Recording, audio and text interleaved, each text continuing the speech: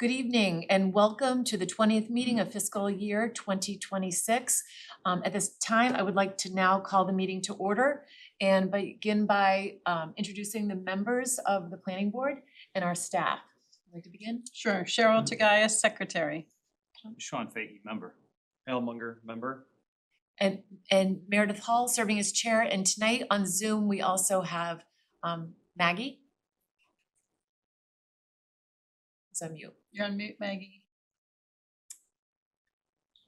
Sorry, Maggie Oldfield, member. Great. And tonight with us also on Zoom, we have our planning director, Liz, if you'd like to introduce yourself. Planning director, thank you. Thank you. All right. So now we can move to our administrative items. First, we have our meeting minutes. We had 4 sets of minutes from our last meeting that we had deferred. And we have meeting minutes from March 12th and 26th. I have not had a chance to look at the 12th and the 26th. Sean, I know you're set with those. Cheryl and Maggie, were you able to review the, it would be October 9th, October 23rd, the October 27th and November 13th. So if we'd like to go through those, starting with October 9th, I had just a few minor things. On the first page, under public comment, the 4th line down, it says he added. It just needs the S removed. Okay. So it'd be he added. Page 2 and page 3, second paragraph, first sentence. It was the same thing. I think there must have been something with the typewriter. Yeah. Actually, the last line in the first paragraph also, then reached, the S needs to be crossed off that. Mr. Guy's mentioned in the next line, that S also needed to be removed. And then in the 4th paragraph on the 4th line, she added needs to be added. That was just something that was sticking. It was sticking. You're good at catching these. And let's Sometimes see, I think with when you're trying to show that it's crossed out and what you're adding, it gets right, lost in there. right, exactly. And then let's see, I think. And then, okay, under Milton Village Local Historic District discussion, Mr. Loeffler, it's actually Lawfler is Mr. Loeffler. And then it's also down under where it begins, Ms. Oldfield says, Mr. Wild, the second line, Loeffler, is spelled incorrectly. It's Lawfler.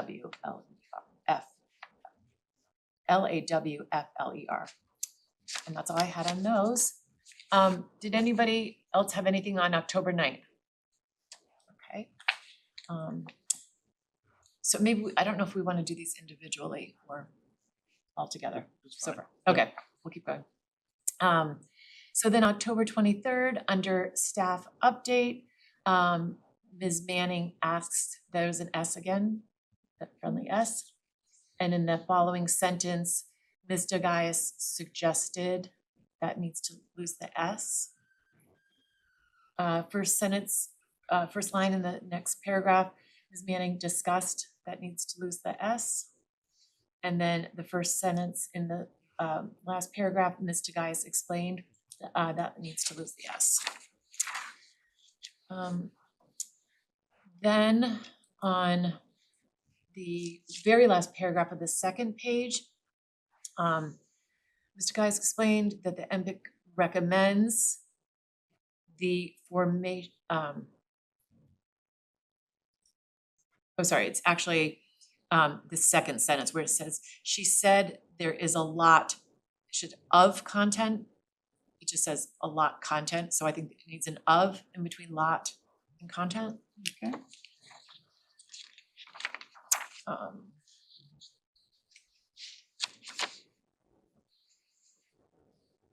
was,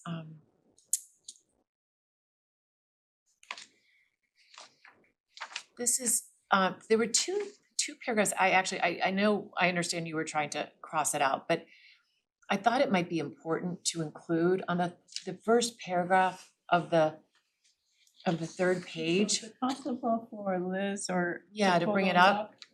Yep, The typos, I don't think I need to see, but if you No, want to bring yeah. a paragraph back, I'd Yeah. like to see it. I might, I might be there were able to pull it two up on myself this, here, which I but- just thought were important. What would you like me to do? Pull up the page? Can you pull up the minutes from the third page of October 3rd? Okay.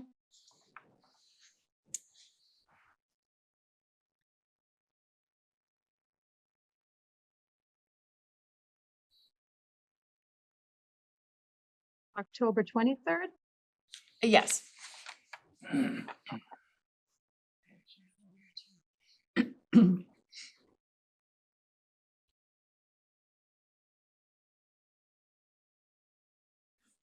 This was just for. Sure. Yeah. That's it. I just want this. How's that? Good? And then page 3? And then page 3, please. And then it's the very first paragraph. Right here? Yes. And again, I thank Cheryl for going through this and taking a lot of this content out. But this is the first paragraph. Mr. Fahey says he wants to collaboratively create an article that they can say the planning board unanimously supports and does not want to rush creation of a committee that serves an important process. Ms. Hall said the planning board has a responsibility to extend the implementation timeframe. She says she didn't realize that last year, when the MPIC was being extended, that it should have been something that the planning board had voted on. I thought there was some duplication, so can you just scroll back? Yeah, if there is. So must wait, recognize, so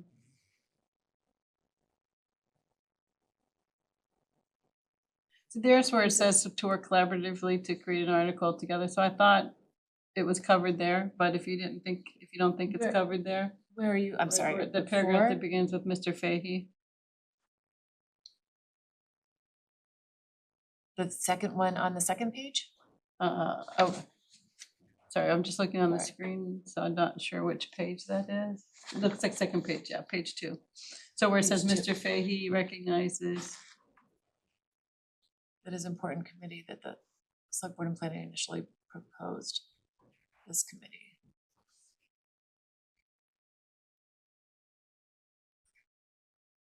and it says the process was rushed, so I thought That's that. fine, that's I thought fine, that was yep. like kind of repetitive, so that's why. I'm fine with that. Okay, I Okay. just wanted to make sure we had noted that, you know, the planning board had thought we would have had input on that. And then the next, which was sort of similar, and again, this, It may be another one of those. where I Maybe it just might thought have been, was yeah. repetitive.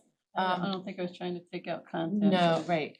Hold on, 1, 2, 3. On the fourth page, the third paragraph, if you could pull that up, Ms. Hall said she wants to make sure that communication is coming through.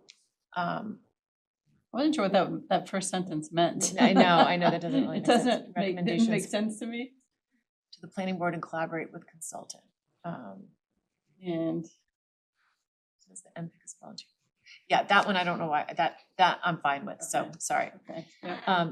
And then just the last paragraph, of that, where it says Ms. Manning provides, It should be provided. provided, that was, yeah, Should I had a be D there, so provided.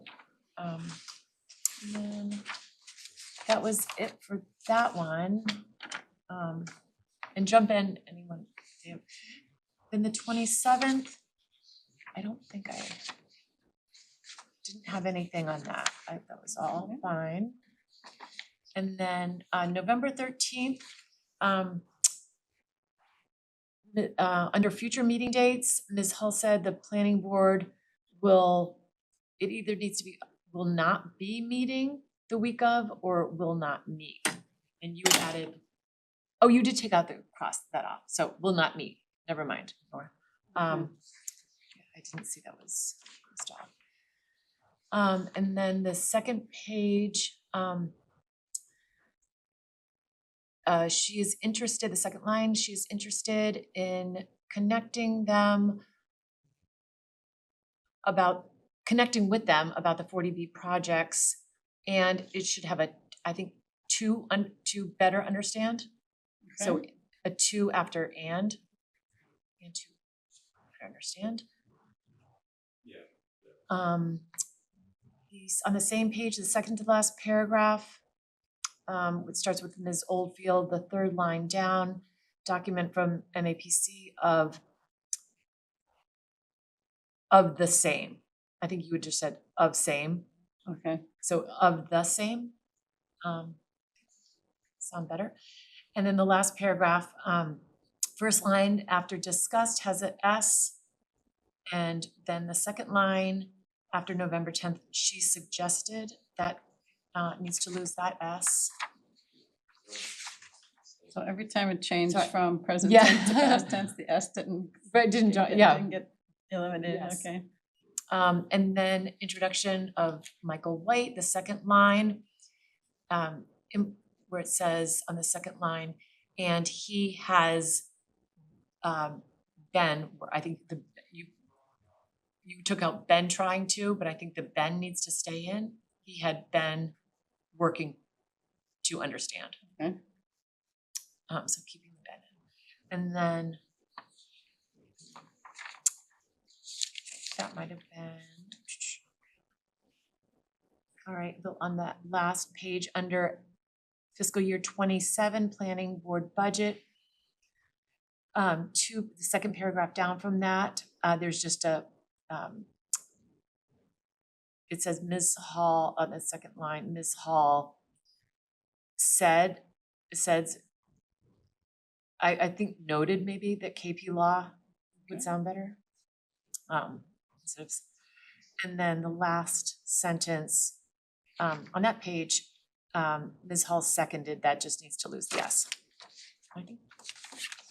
Since I think these are mostly clerical, Liz, Yeah. do you think that you can pick these, Univanti can pick these up without a need for us to resubmit Yeah. them? Yeah, okay. All right.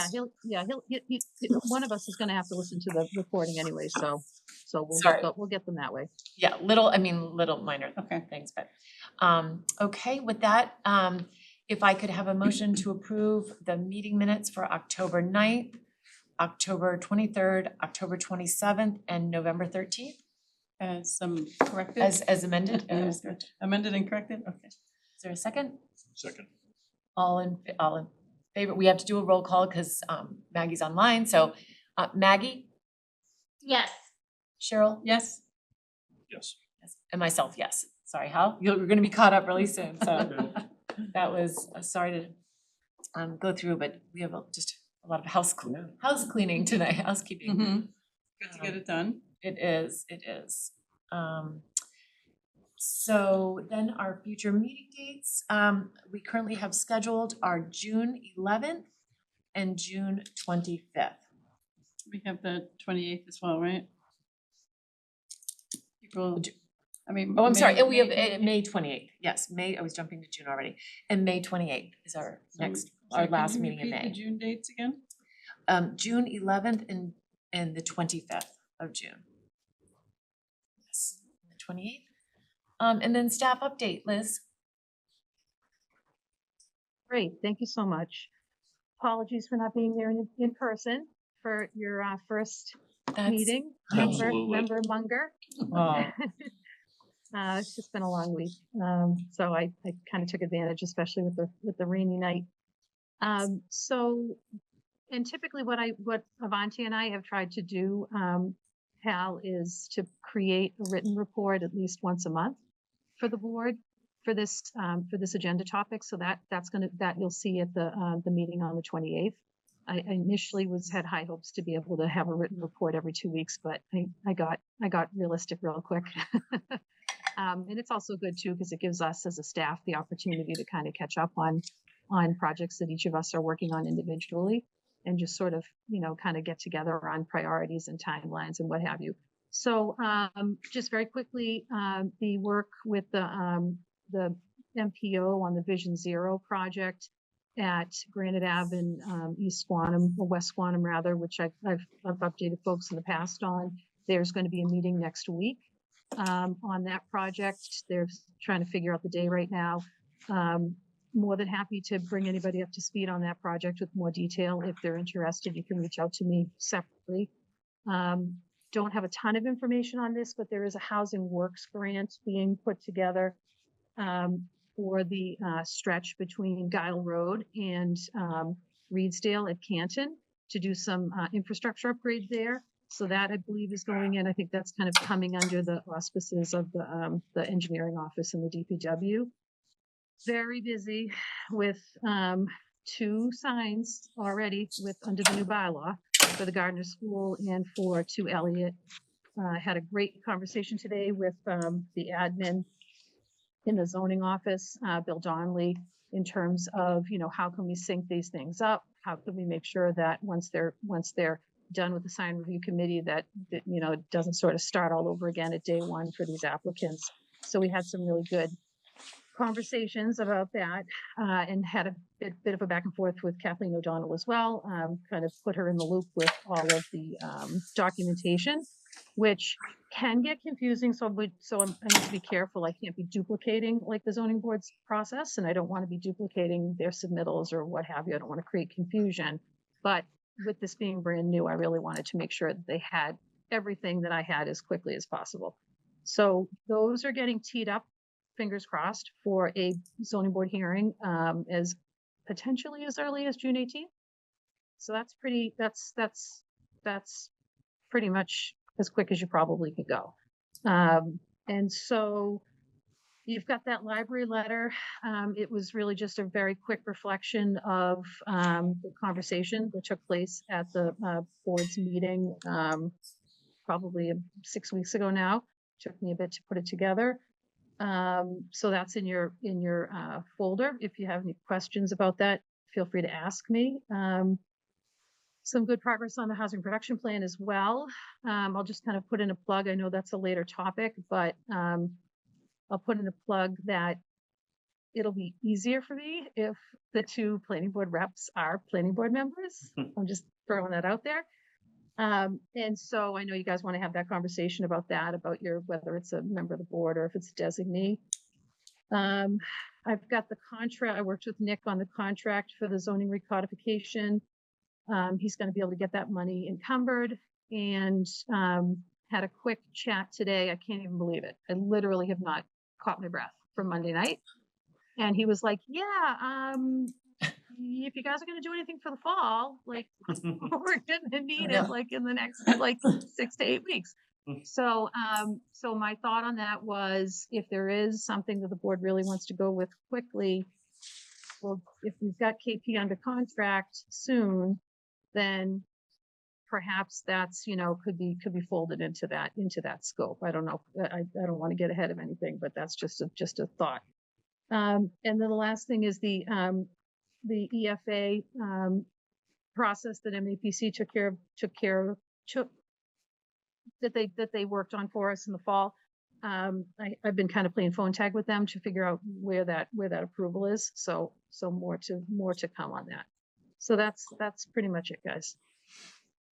That's great. And I just want to say, Liz, great job at the town meeting. You really, I thought, did a wonderful job with the presentation. So, and having questions fired, from members, you were very well prepared and handled everything very well. So, any questions for Liz on anything?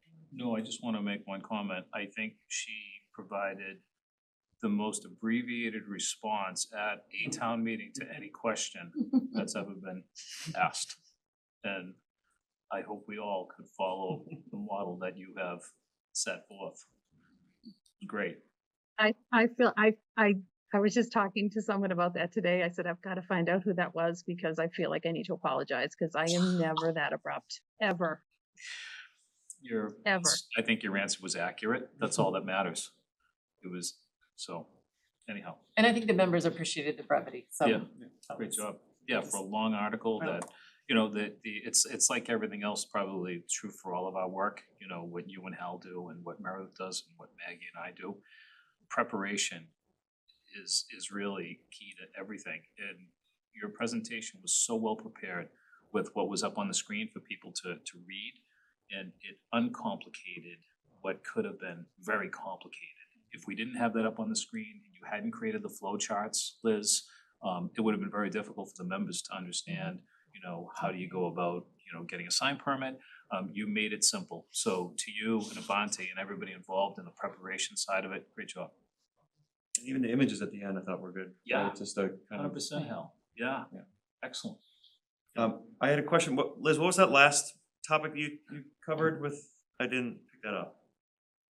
The last one in your So step that, so update? that was the, catch me guys if I've got this wrong, economic Oh, feasibility okay, analysis, okay. EFA. Oh, EFA, that's what okay, all right. I didn't catch the acronym. Okay, thank you.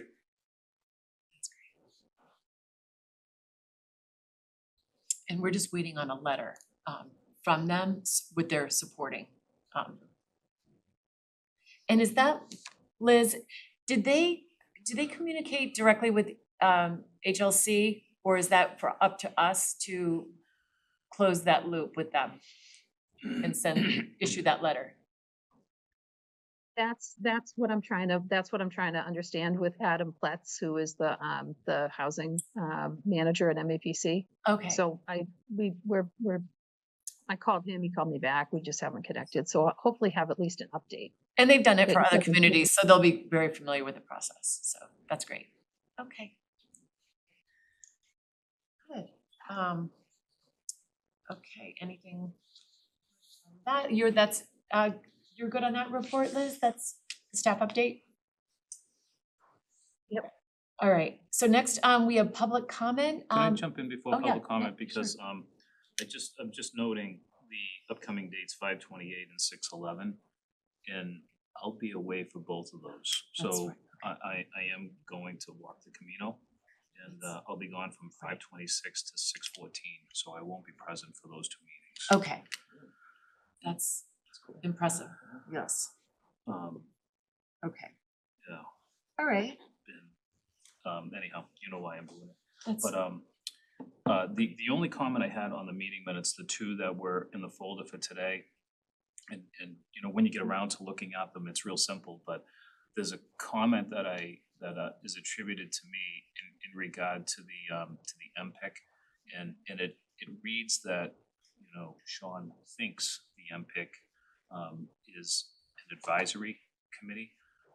That doesn't reflect what I said. I know it's an advisory committee. It's not a thought. I mean, that was an article we passed in town meeting, so I know it's an advisory committee. That's the only thing I'd like that to be corrected for the record. Think to probably to, However, Understands. however Or the wording something. reflects, yeah, it's not a thought. It was a statement, really, more than anything else. stated that, so Yeah, yeah. yeah, that'd be great. That was it. Other than that, those two, when you get around to it, And because that's I on don't the know. 12th or the 26th, I can't remember. I can't remember which one it was. I'll but look at anyhow, it when I- Other than that, I didn't have any other comment on those minutes, and I don't wanna slow down the process of Okay. getting them out, so. That's great. All right. So now, if there is anyone, we don't have anyone here to speak, but I don't know if anyone wants to speak who's online. If there's any comments or questions, you can raise your hand.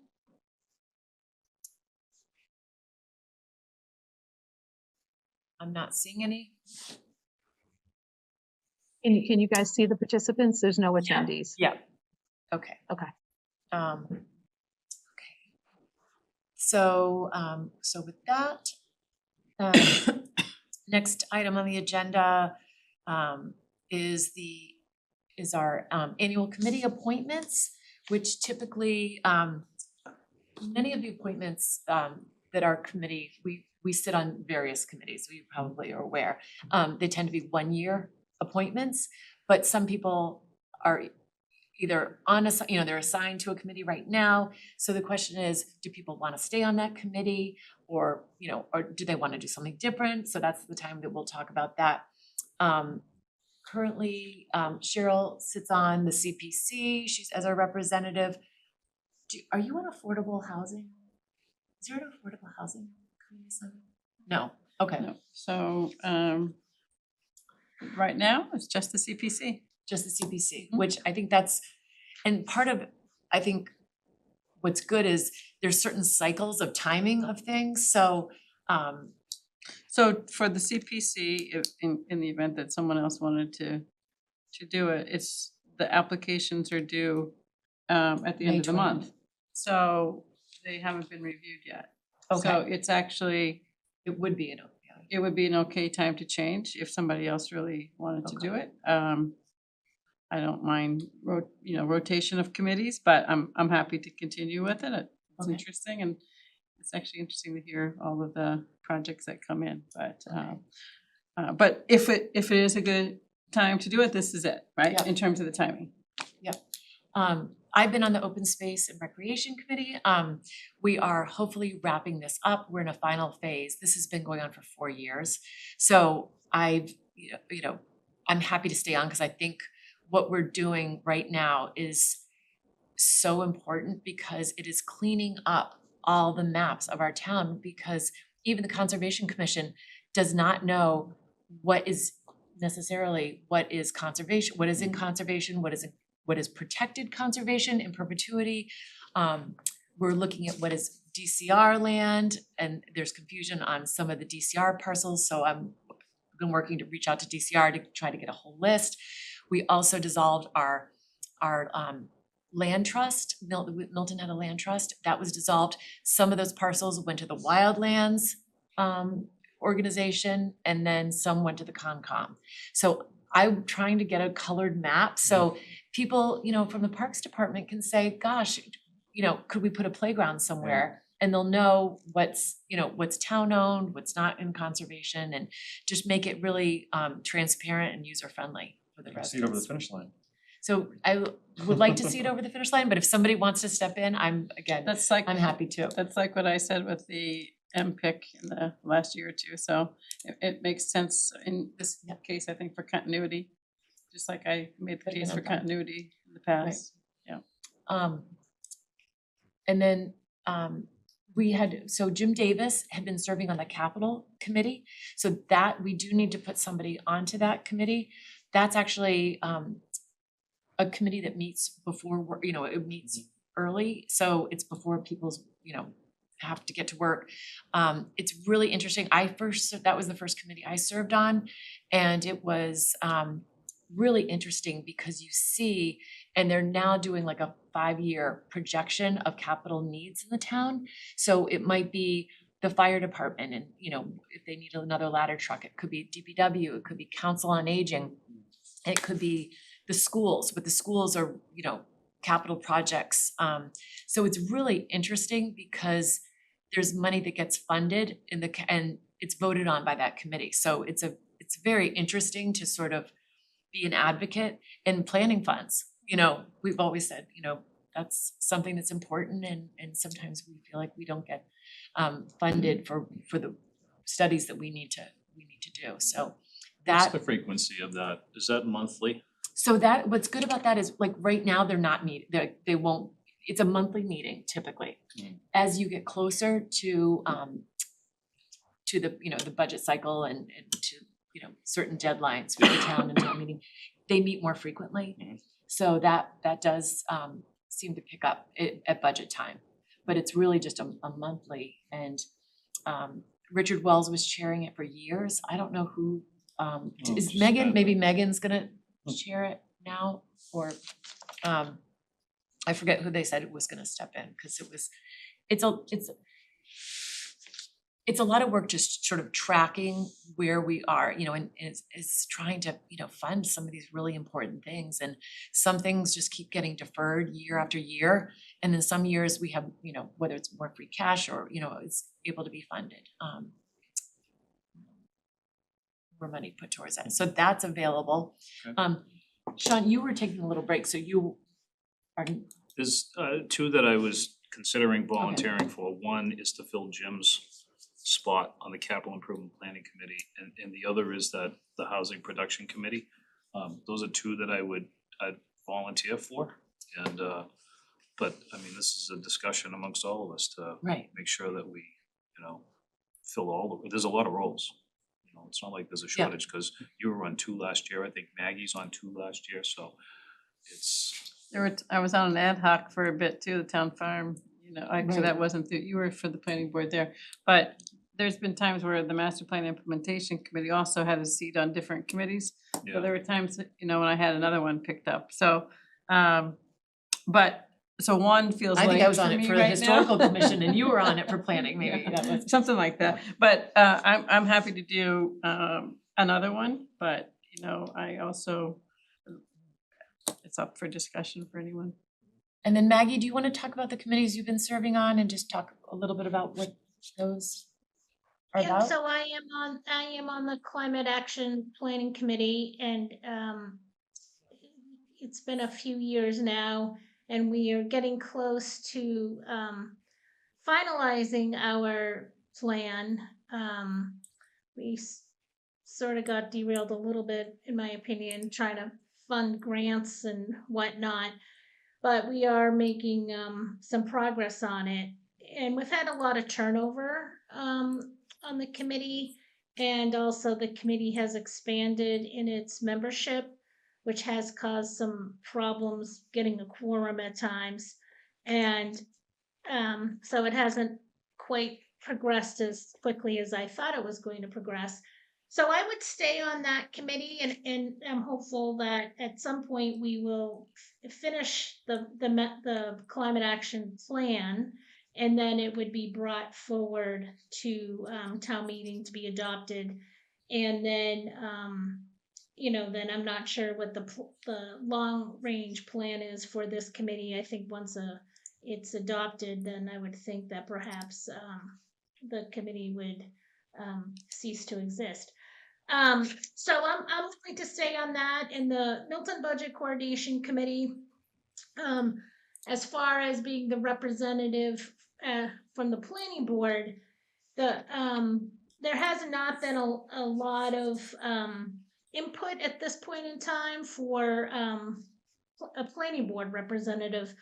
The charge was to review the fiscal budget every year, and to have better communication, primarily for the school committee and the select board.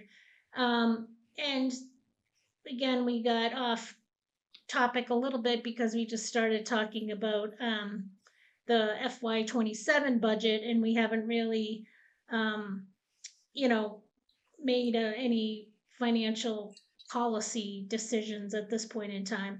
But as a planning board rep, there's not a lot to do. That this committee's not. There's not a lot of heavy lifting on this committee for a planning board member. But I have found it interesting. I've learned a lot about the budgets, and and I like having interaction with a broad range of committees and town staff. So I would be willing to sit on that one too. But as I said, it's not a lot of heavy lifting. So if I'm needed on another committee, I could do that too. So. And how, anything that, Yeah, I That you looked into it a feel- little bit and clicked on the links that Liz provided. The CPC would be something that I would be interested in. Yep. And then the budget coordination, if Maggie would like to step down for that, that'd be something. And then the master plan committee, those are the three that were top of my list if people wanna discuss that, but those were my interests late.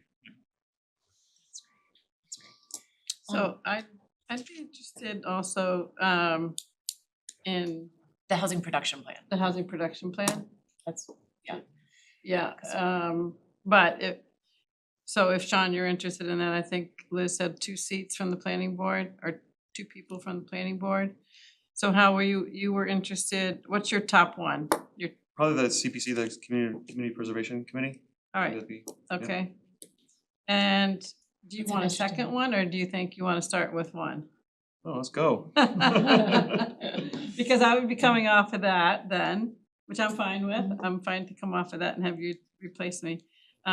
So that leaves, I'm happy, Sean, that you're willing, or interested in the capital committee, 'cause I was thinking to myself that would be a good one for you, if you were interested in it, so I'm glad to hear you're interested in that. You know, I think for the master plan committee itself, you know, obviously I've been on the I was on the MPIC for a long time and felt as if it's time for some new folks. But on the other hand, too, I've had some people reach out to me and say that, you know, they wanted to talk to me about the report. And Right. so, So we're not yet doing the master, we'll hopefully be able to do that on the 28th. oh, okay, Cause we need to distribute who all the applicants are for Got that. it. So we need one person from us. one person from us, and then two other people from the pool of applicants that we can pick from. So and I had talked to Liz. Liz was going to our Liz was gonna talk to Liz Dillon just to check in with her to see where she was. I think she wanted to interview some people, maybe find out, I don't know who she's selecting. Then we'll see what candidates are left and available. So just tonight, I think just the housing production plan is the other one that we would want to talk about. And I agree with Liz that I think it is good to have two planning board members. Because I think that's what the select board was also wanting to do, to have two of their own, two members, and then the Affordable Housing Trust. So I Yeah, guess, and so if it's- Cheryl's interested, sorry. Oh, I apologize if I may, Meredith. Yeah. It's pretty expedited. So you folks have already seen the scope and you've already have a lot of familiarity. So I just think it's much more efficient. Right, for the housing production plan. Oh, good, we like efficiency. Yeah, if it's two members, and I'd be happy to be one of them, and it sounds like you'd be happy to be one as well. So, yeah, okay, Okay. great. And CPC, and then Maggie, you would stay on your two. Yeah, I would stay on mine if that's good. If I'd really be on anything. So I'm fine where I am now. I know Hal expressed interest in the budget coordination committee. If I drop that, then I would, interested in the housing production plan committee. But as Liz said, that's a shorter commitment, I think. Isn't that the housing production committee is just trying to get the plan in place, and that is pretty much in place because it's replicating pretty much what's already been done. It's working with the same consultant, but Liz, do you wanna speak to this? It's really updating a lot of what's So happened. I guess the charge as it's laid out is to facilitate the creation of the town's housing production planning coordination with the town's consultant, and to monitor the implementation of the housing production plan upon completion and approval by the Commonwealth of Massachusetts. So I guess the monitoring the implementation part is something that, will be discussed during the development of the plan. I mean, there's typically an implementation component to a plan. So, it could be something that does extend beyond the timeframe that's in the consultant's contract, which, and the reason why I'm saying expedited is she initially said 6 months. We're already almost 2 months into that. So we had a conversation last week and I said, is that still realistic? And she said, yes, but we really need to, we need to get moving. So the intent is to have this thing wrapped up by mid-fall. So the last plan had a number of recommendations that the planning board was assigned as a lead party on. And so if that happens again in this plan, there should be follow-up steps that the planning board will need to take. So having discussion about those and how we want to go about those. Yeah. I think after the consultant is done and the plan's adopted. Last time around, the select board and the planning board both adopted the plan. And And it was a very robust plan. I mean, it was very good. there's And we've done a lot. I mean, I think our Yeah. consultant was like, wow, you guys have been busy. yeah, there's, of I'm sure development there's going on. you know, some things that were kind of put upon us, like ADU was on that target list for a couple of generations of housing production plans, but the state went ahead and The other thing I'd like to advocate for is a reduction in committees. I mean, I've said this multiple times, these past few years. The town has like 90 committees, and we always seem to be adding committees without ever getting rid of committees. And as I've said before, sometimes I do feel like these appointed committees can kind of be a workaround to the elected committees. So I would like to see, and maybe it's not for discussion tonight, but there really should be sunsetting of these committees. So we fulfill our charge, we do it, and then it's over. And then it comes down to town staff sort of to monitor things. I just think 90 committees is a lot for the town, especially when we have a strong town administrator. Will the open space sunset when That will it's- sunset, that will be, yeah. It has to be, and then, for a certain period of time, it'll be good, but it's similar to the housing production plan where you have to, in order to get state grants, you have to, just So, update it. Yeah, And so we're like in that updating stage. But it will, so that will, once this finishes, that will sunset. and then the climate action planning committee would sunset as well? So we're down to 88, We- Maggie. Yeah. Yeah. Yeah, I think the plan should be created, and then I don't know what the next steps are. I don't know if it's gonna be like MPIC and then you have to follow it all. I'm not really sure. We haven't gotten to the plan yet, so we haven't even considered next steps yet. I guess So- it depends if there's really a simple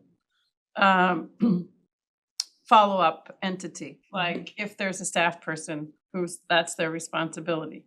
The master plan itself had so many different responsible parties that I think that's why the implementation committee was recommended back when. But, like this, on a climate action plan, maybe that falls under the town administrator or the DPW or the planning department or something.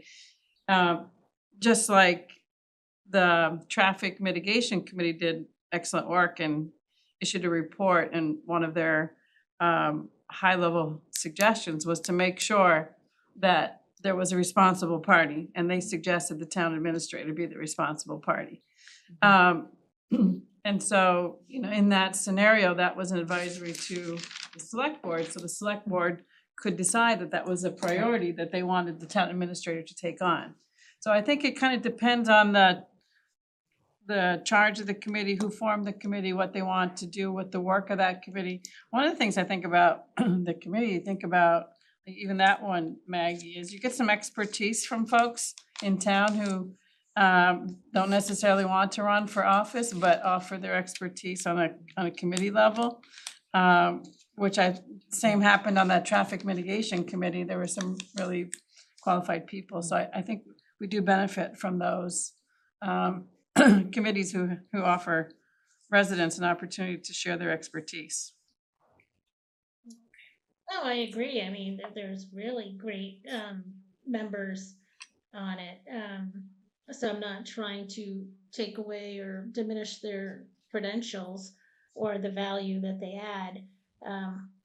It just is, I don't know, sometimes I feel like, especially when a committee gets to be 15 people or 11 people, we can kind of get in our own way sometimes. And as I said, there's turnover because you're only appointed for 1 year, and you don't get a lot done in 1 year when you really meet just once a month. And then sometimes you can't meet because you don't have a quorum. Yeah, sometimes it's helpful if you have a large committee to have subcommittees, so that the subcommittees can meet and report back to the larger. The planning board early on in my tenure had some subcommittees where two people would work on a zoning article together and then bring it back to the whole board. And I was looking back for something and I was like, wow, we had 6 zoning articles we were discussing at the same time. Hmm. People were working on them, bringing them back, and we decided which ones might move forward to town meeting. So, I mean, that's another thing, if we don't have as much committee work that we're doing and we wanna tackle some zoning work or then, you know, we don't have a huge planning department staff-wise, so, you know, it doesn't have to be writing the zoning itself, but to set out what would be the goals and then get help with the technical language. Yeah. But in any case. And we have posted for an administrative assistant in the planning department, so a part-time, 20 hours a week. If anyone is interested, Nick has posted that, and Liz would love to have somebody come in and help her and help with the minutes. It's really, would take a tremendous amount of work off of them. So I support all of the committee assignments that we've discussed and people's interests. So should I make a motion for the board to appoint Hal to the Community Preservation Committee, Maggie to the Climate Action Planning Committee and the Budget Coordination Committee, Sean to the Capital Improvement Planning Committee, Meredith to the Open Space and Recreation Planning Committee, myself and Sean to the Housing Production Plan Advisory Committee. I would second. Okay. Any discussion? And then we'll discuss the master plan committee once we get the other information. Yes, and then so hopefully what would be nice to have that for our next, on the 28th. So Liz is gonna follow up with Great. Liz Dillon on that, so, and then we can get those distributed for the applicants. So with that, we'll do a roll call. Maggie, Yes. Hal, Yes, Sean, Yes. Cheryl, Yes? and myself, yes. Great. Thank you for that. And then the next item, and it was interesting when I was looking at the fall minutes, we had discussed some of our goal setting and where we were and, you know, if we could get the sign, you know, bylaw approved, what would be our, you know, the next things that we had been looking at. And I thought it was great because Cheryl put a list together of some things we haven't even talked about. So we can look at some of the things we have, like the, you know, and I think realistically, and now hearing what Liz said, what do we really think we could have an article pulled together for our next town meeting in the fall? And typically, we try to do zoning in the fall because you don't have so much budget stuff in the spring, so fall is the better time. Looking at this, I mean, I think Liz, do you have a sense, or maybe we could get a sense from Carolyn, from KP Law, if she thinks it might be doable to get the first phase of the recodification? We did vote for the 3 phases of the first level of recodification. So- If she thinks, like the first level, in my recollection from the audit that was done previously, is really just a cleanup and organizational improvements, and it's not really content substantive. And if we could get that to fall town meeting, I think that would be great. I also just want to, I'm not, can I just interject here?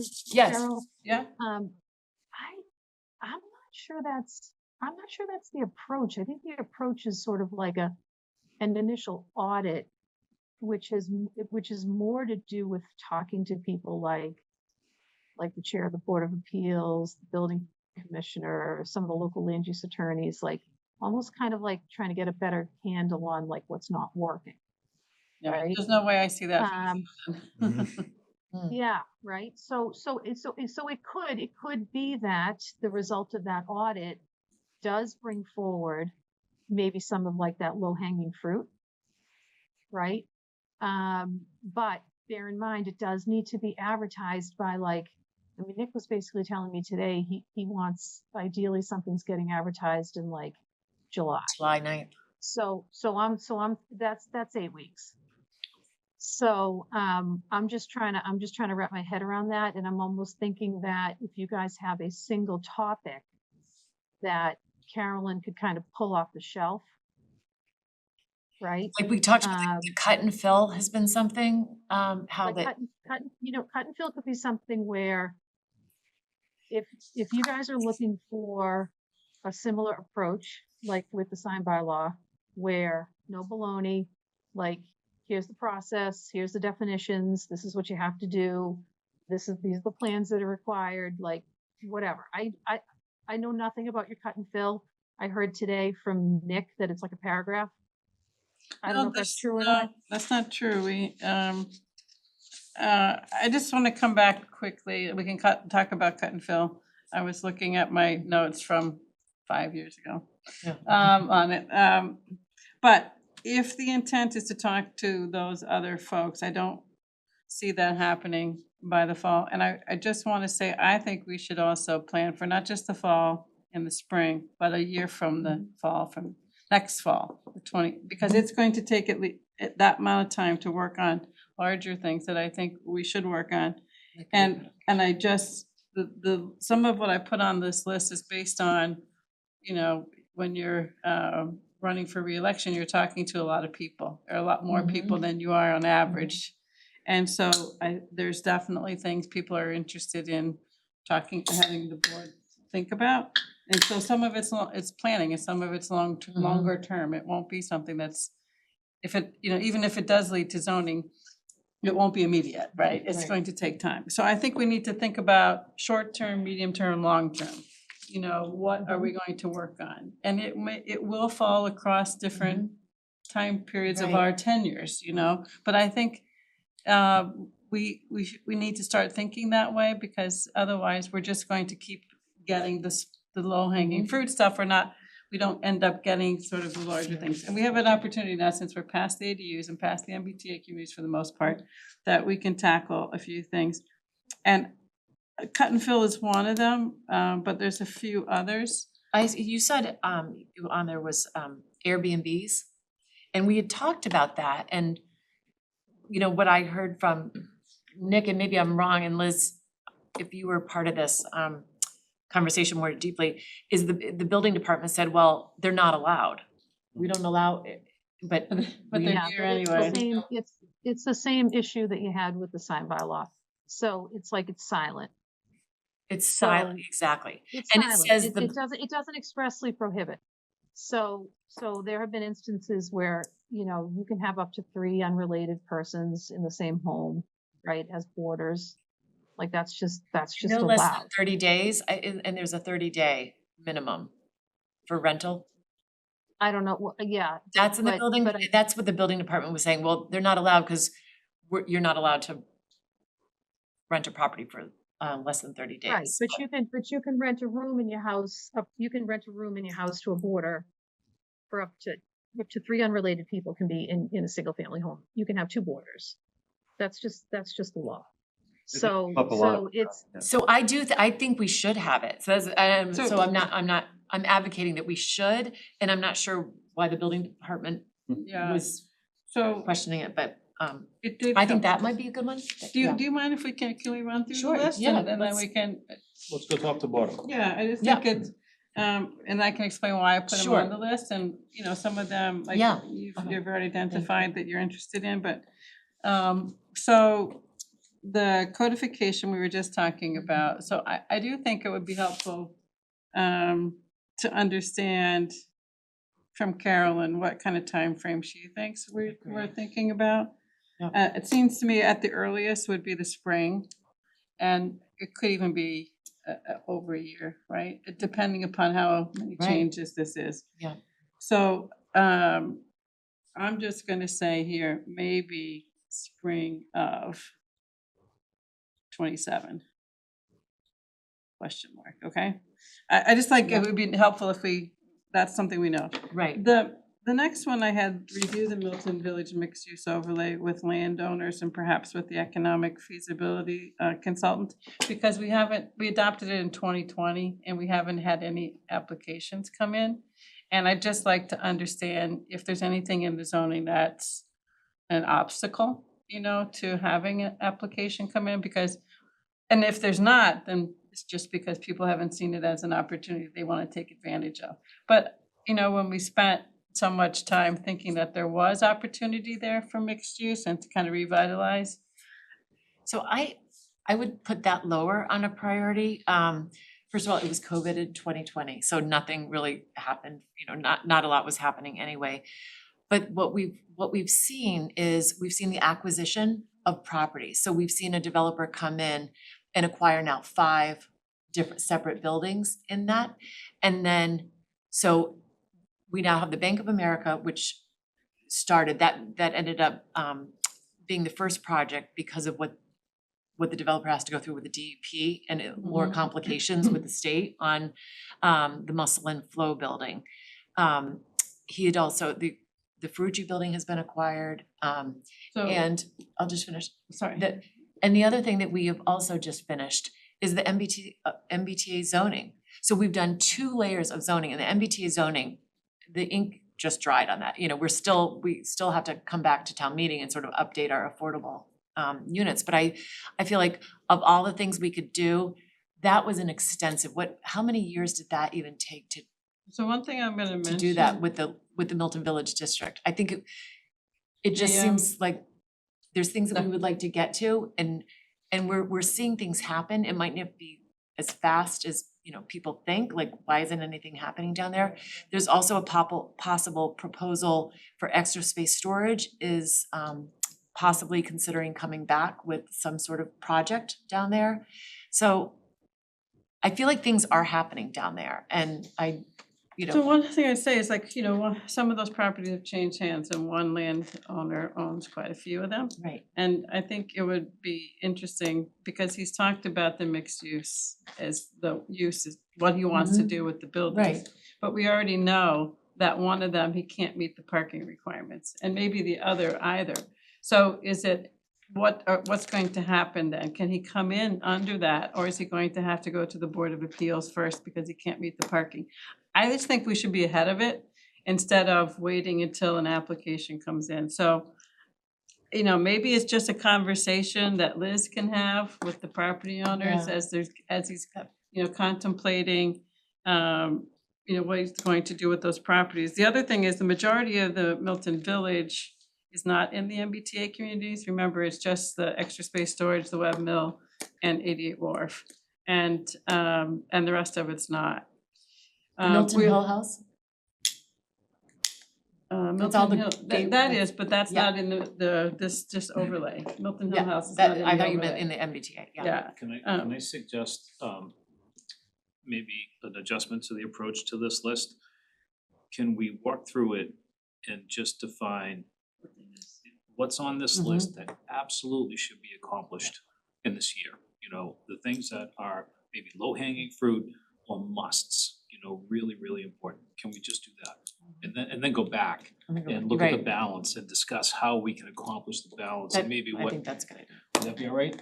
Cause there's a lot here and some of these are probably not complicated and we should just acknowledge it's gonna be part of our work for this year. And Mm-hmm. we'll at least put them in a bucket of, we're definitely gonna get that done. all right, so. Could I just ask, just a question of how the board operates before we move on? Does the board ever have, so Cheryl, you wrote, you know, have a reviewing with landowners. Does the board ever pull in business owners or landowners and have discussions about how they're seeing in the real world, the zoning that we're writing and implementing, how that is actually affecting them? Like, do we ever have like a workshop or a working session with them, or is that something that's not? We haven't done it on the sign review. Liz attended a Chamber of Commerce meeting. So I think Liz is trying, you know, opening dialogue with the Chamber of Commerce to hear certain things we've heard from them on. We had, we actually, this particular developer came before the planning board with a pre-application, sort of a conceptual plan, which was really helpful because he wanted to know before he went down, you know, and made the, you know, started really moving forward, that it was something that we would embrace and. Sure. But I think in you know, the time that in my 4 years, I guess, at Hal, it probably happens most often as part of a process where an applicant's before us. Right, We don't right. really have like an open forum Yeah. and invite some of the active people in town to come in and Yeah. tell us what challenges them. We don't really do that. I don't Would you remember be doing open that to at it? all. You know, when we did Be the Milton naive, but- Village Yeah. overlay, the MPIC, you know, started that process, and we made an effort to meet with every property owner in the district, 'cause it's not a big district. And so, and that's how I found out that JD bought Milton, and he had just become the owner when we were doing that. But the East Milton, you know, there's more owners, and I don't think, I mean, certainly they were reached out to as a group, but not necessarily individually. Yeah. And I think when we're working, one of the things I think, you know, on my list is the non-conforming businesses. I think those property owners we should speak to, like what do they see as being challenging? Like even Mr. Mignosa from the fruit center, you know, what was challenging about getting, you know, their, because I think that should inform, Yeah. you know, our priorities too. You know, what's an obstacle to business owners? I agree with you, and you know, in a meeting not too long ago, I guess I'll call it recent, we were talking about an economic feasibility study, Mhm. you know, and my point of view was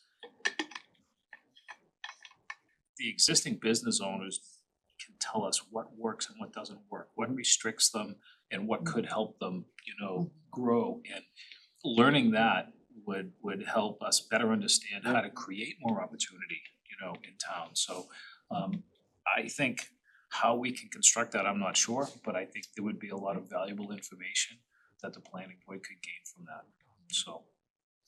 But it hasn't Yeah. happened, it's not like how, we haven't really had a forum and said, you know, where we wanna hear from business owners, please come in and join us. Probably since the master plan was done, you know, there was an outreach to all different groups, healthcare, you know, all sorts, but not since then, I think. How many years is that? It's been a while. And you know, really in that time, some of the business owners are the same, but some of the business I'm owners sure are new. some change, yeah. Some are new. If you think about it, I mean, the healthcare environment has changed a lot with the hospital, Yeah. which, Let's- let me just give Yeah, you let's my, go through the, uh, yeah, do you mind if we, Meredith, if I just tell you what the thoughts were, we can, as Sure. Sean suggests, we can come back and talk about the merits or the I priorities. think that's great. So the MBTA affordability, I just, because I know that we had submitted for the 15%, like right now our zoning has a, you know, a caveat, it's not, it says, you know, it's 10% if HLC doesn't approve 15, you know, so I just feel like we should clean it up. Mhm. But if we have time, I mean, I if agree. HLC has gotten back to us that that's acceptable. I agree. So that's simple, I think. And then the condo conversion has come up because, again, you know, properties to convert, we have a provision in our bylaw that allows the conversion of a large home of, I think, on Yes. 10 acres or more. And if we think about like the Burr Estate is one that I think is maybe what that was written for. But we've had some 40Bs that have been historic homes that are large, but there aren't 10 acres. And so there's other properties for sale that are beautiful historic homes that are not 10 acres also. And so this was looked at a few years ago. And so there is work on it. I have in my records that was beginning to look at again. At a minimum, I think we could think about the acreage, that the 10 acres. And, you know, that's just a flat out thing. What if it were in a residence A, a residence B, a residence C? The acreage could be different, you know, the size of the home. Because remember, we had, Meredith, I think you'll recall, the Historical Commission came in with I have somewhere in here, a list of how many properties there are, like just like 2 acres even. And there's a lot and homes that are large and historic, like this was this list that they had provided us. And 2-acre lots with residents, 6,000 to 7,000 and more was like 31 houses. And 1 to 2-acre lots, there's 20 that are in the 6,000 to 7,000 square foot range. You know, so there are buyers certainly for large homes, but, you know, would it make sense to think about that? Because it could help meet some of the housing affordability challenges without having to have even new construction, right? Because it could just be within an existing home. So that's what that is. Then the short-term rentals is something that's come up because people are experiencing them in their neighborhoods.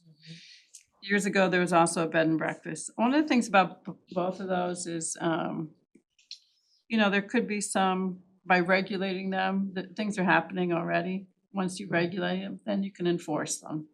And you can have a registry requirement that they have to be licensed, I Pay a think fee it is, too, and they right? pay a Yeah. fee. And so, as I said, we can come back to the merits of each of these. The Brook Road overlay, when that was first drafted, those buildings have been vacant now for a very long time. There was an overlay that allowed for multifamily there, but it required a larger lot than what's available there. And so I just feel like there's a lot of people who don't like the derelict vacant properties there. And it just feels like we should understand if there's something we can do, you know, in the zoning to help facilitate that. And there becoming- is a potential, Liz, I don't know if you've heard anything back, but there was sort of a somebody who wanted to meet, a developer who wanted to do townhomes there under MBTA zoning. But I don't know, they were way off on their numbers, like they were way over on how many units they could put on the site, and so they were gonna go back and run their numbers and take a look, but I don't know if there's been a follow-up, but there may be something happening there under Okay. MBTA. Was that the one next to the food mart? Yeah, Oh, yeah. No, I haven't heard anything. I mean, I think it just, the numbers just didn't work. Is that the numbers kind of, just didn't work. we'll come back to it, sorry, I'm making note. So, yep, so I continue, mentioned yeah. address pre-existing non-conforming businesses, we're all Mhm. pretty familiar with that, we can come back. Site plan review for town-owned projects is something we've talked about, you know, whether it's a fire station, a school, library parking, or what have you. So we can begin. Cut and fill, I was reading, again, through my notes, and I had some notes with a couple of discussions, with Joe Prondak. Mhm. So I'd like to go back and look at that. I also, there's a model bylaw from Cape Cod that addresses the topic. And I think one of the reasons that we're all interested in it is some of the things that come before us for site plan review, especially, have had so much Yeah. topographic change and retaining walls that if we can get something in our bylaws to have it be more sensitive to the site. So I'm still interested in that and have done some legwork in the past on it. And then the underlying business district zoning requirements such as parking, right? Because we talked about that a little bit with the fire station in East Right. Milton. So that's why I put that on here. Okay, that's okay. And if there's, again, maybe this is where talking to the businesses too, like I To see can't if do it it's- this because of the zoning. So I think we could learn from that. Planning. So this is like longer term, right? So sort of a community process. Can I just hop in for the zoning Mhm. thing before we move on? Sure. Could we look at like an FAR zoning? Because Cheryl, you've said many times in the past that, you know, if you look at the Pine Gardens development, like the houses are so big, you know, on Pleasant Street compared to the surrounding neighborhood, that perhaps if we had a FAR limit or bylaw, then those houses would be more in scale. So could we ever look at an FAR bylaw? Because I've been thinking about this for quite a number of years, that if you look at our ZBA, if you ever follow our ZBA hearings, it's run of the mill to, you know, for them to approve a variance. And all of a sudden, our little starter homes, say on Gulliver Road or Elm Street, they were our starter homes. And now all of a sudden they go to the ZBA and they get a variance, and the 3-bedroom, 1.5 baths are now 4 bedrooms, 2.5 baths. And our starter homes are also the same as our downsizing homes. So we have kind of done ourselves in by allowing and giving these variances for these houses to become larger on these smaller lots. And now we've done away with our starter homes, we've done away with our downsizing homes, and now all of our more affordable housing are now not available because the square footage of the house has increased so much. So I think perhaps looking at our FARs could be important. Open space around each house is really important. We spent a lot of time on that on MBTA zoning, and I just think that having outdoor space available for homeowners and children to play is just great for mental health issues. So I think we should look at FARs. Okay, and one of the other, that would be like a change in the dimensional standards, so it's not like a new zoning, it's just a change to the dimensional standards within the districts we have. Yeah.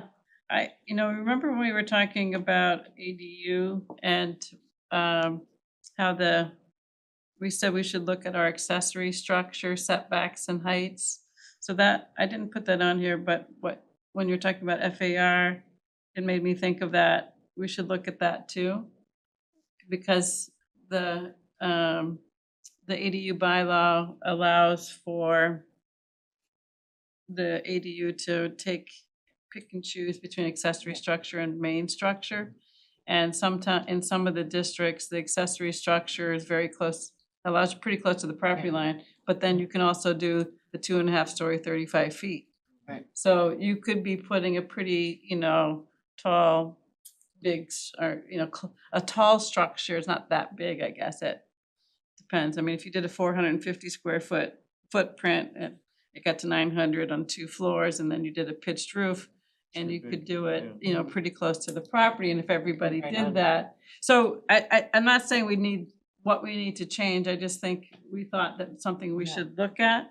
So I'm gonna just put the Dimensional standards. dimensional standards for accessory structures.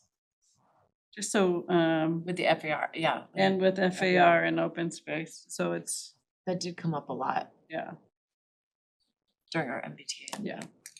ADU. Can we go backwards, Cheryl? Yeah. I just wanna go back to, I wanna understand, what is it, and maybe I didn't listen, excuse me, maybe I didn't listen well.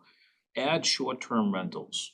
What is it that We you- don't have a bylaw that addresses short-term rentals at all, that provides it or prevents it? either one. It regulates it. Doesn't regulate it, it's silent on it, Mhm. in a sense.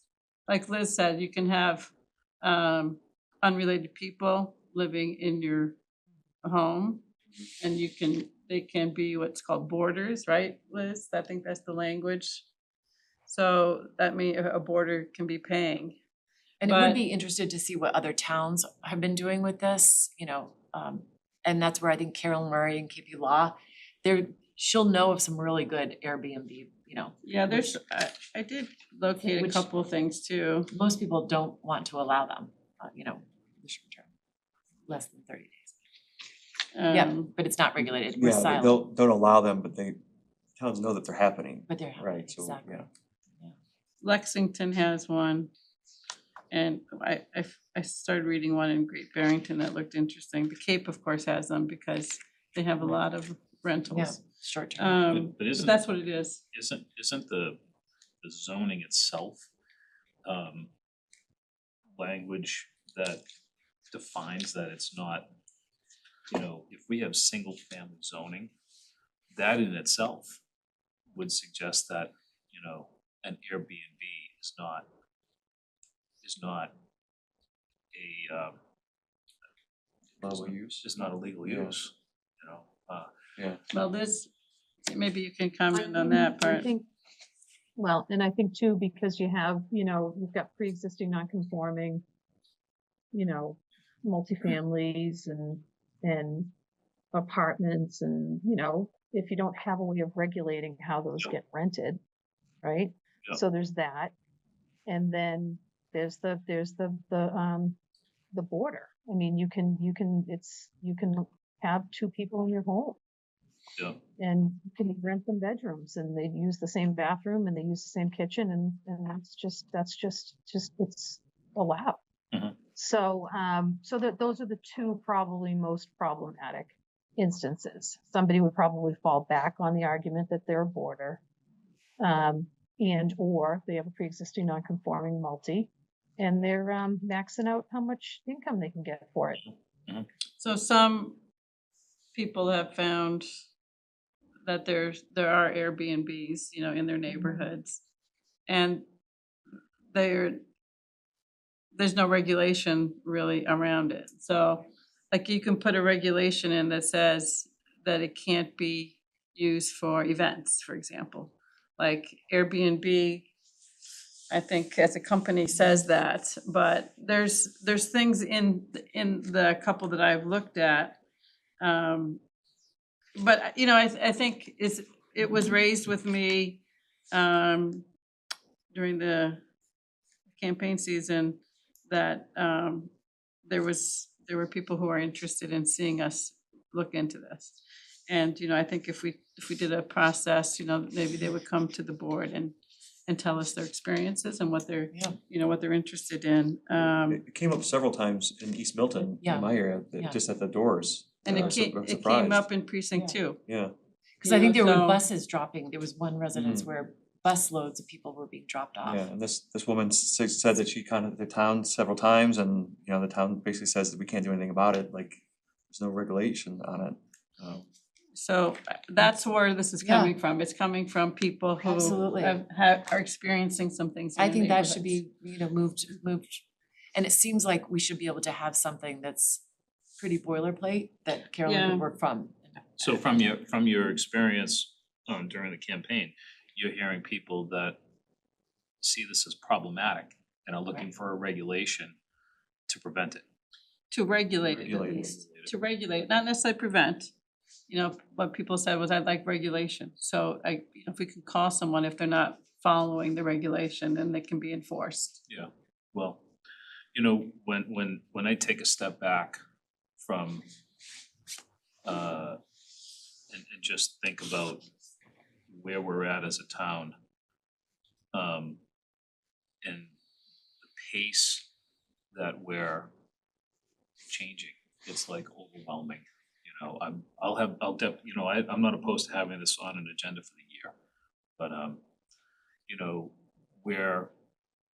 we're watching multi-unit residential go up faster than probably anybody ever imagined, and we have yet to absorb what that impact will be on the community.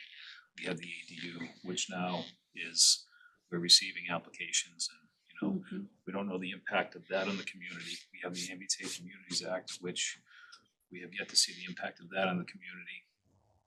And I just feel for the town, we just need to be as, cautious with what we do, because where the pace is really overwhelming, and I think most people in town have no idea of what it's gonna be like and how quickly it's gonna get there. So, I'm not, regulation, sure, but I'm not I won't be a proponent when that discussion comes up of, making this a regulation that makes it, possible to add Airbnb and short-term rentals. No, that's not what I heard on the doors. I heard Yeah. more, the town setting boundaries and expectations for these things that we already know are happening. Already To be know able to, they're to be able to earn a fee on them, to be able to have someone that lives next door to be able to go to the town and point to saying, this is the rules and the regulations of the town and how to, they're not abiding by them. Yeah, Or something that prohibits them. Or that Yeah. prohibits Or them, prohibits sure. them. Sure. Yeah, and I think, for all the folks public. that this is gonna sound like I'm repeating what I've said in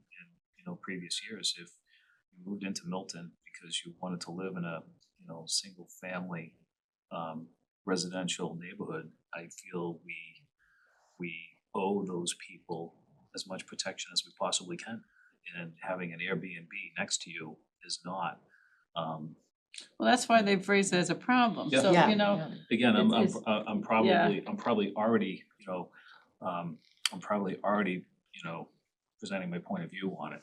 I feel it's important to protect the people that, desire not to have that, yeah, so. Anyhow, And that's my concern. Generally, we have no idea if you could try to forecast what it's gonna be like when the East Milton project's done and 440 Granite Ave is done and Randolph Ave is done and, both sides of Randolph Ave are done. We're not that far away. These guys are moving at, the pace that they're on is really, really fast. A year from now, a lot of these projects are gonna be complete. And, it's interesting, I went on a. Liz, oh, sorry, Liz, can I just ask a clarifying question? When I know that our bylaw is about you can't have more than 3 unrelated people as boarders.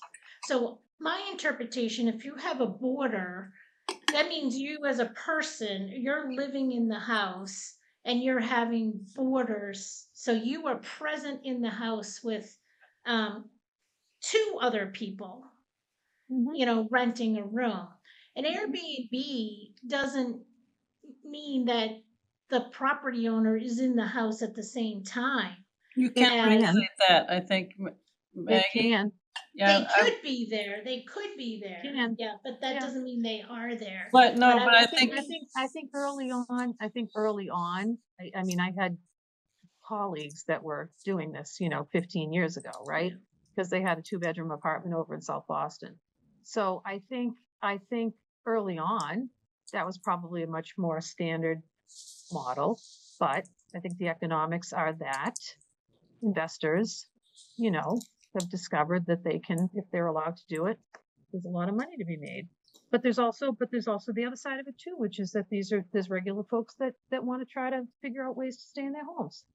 So there's more than one side to the story. I'm pretty sure that you can regulate it such that it requires the homeowner to be living there and not renting it out and not being a corporate owner. So I think it's worth exploring, because agree. it could be that it is helpful to someone who's looking to be able to stay in their home, as you say, Liz. And, it could be helpful for someone who's doing a renovation of a place and they need to be out for, a short period or just something. And they are happening. So that's the issue. They are happening.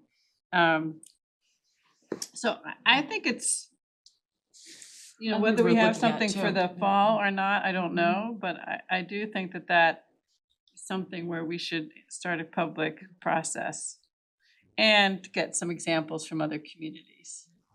And if Carolyn has some, great.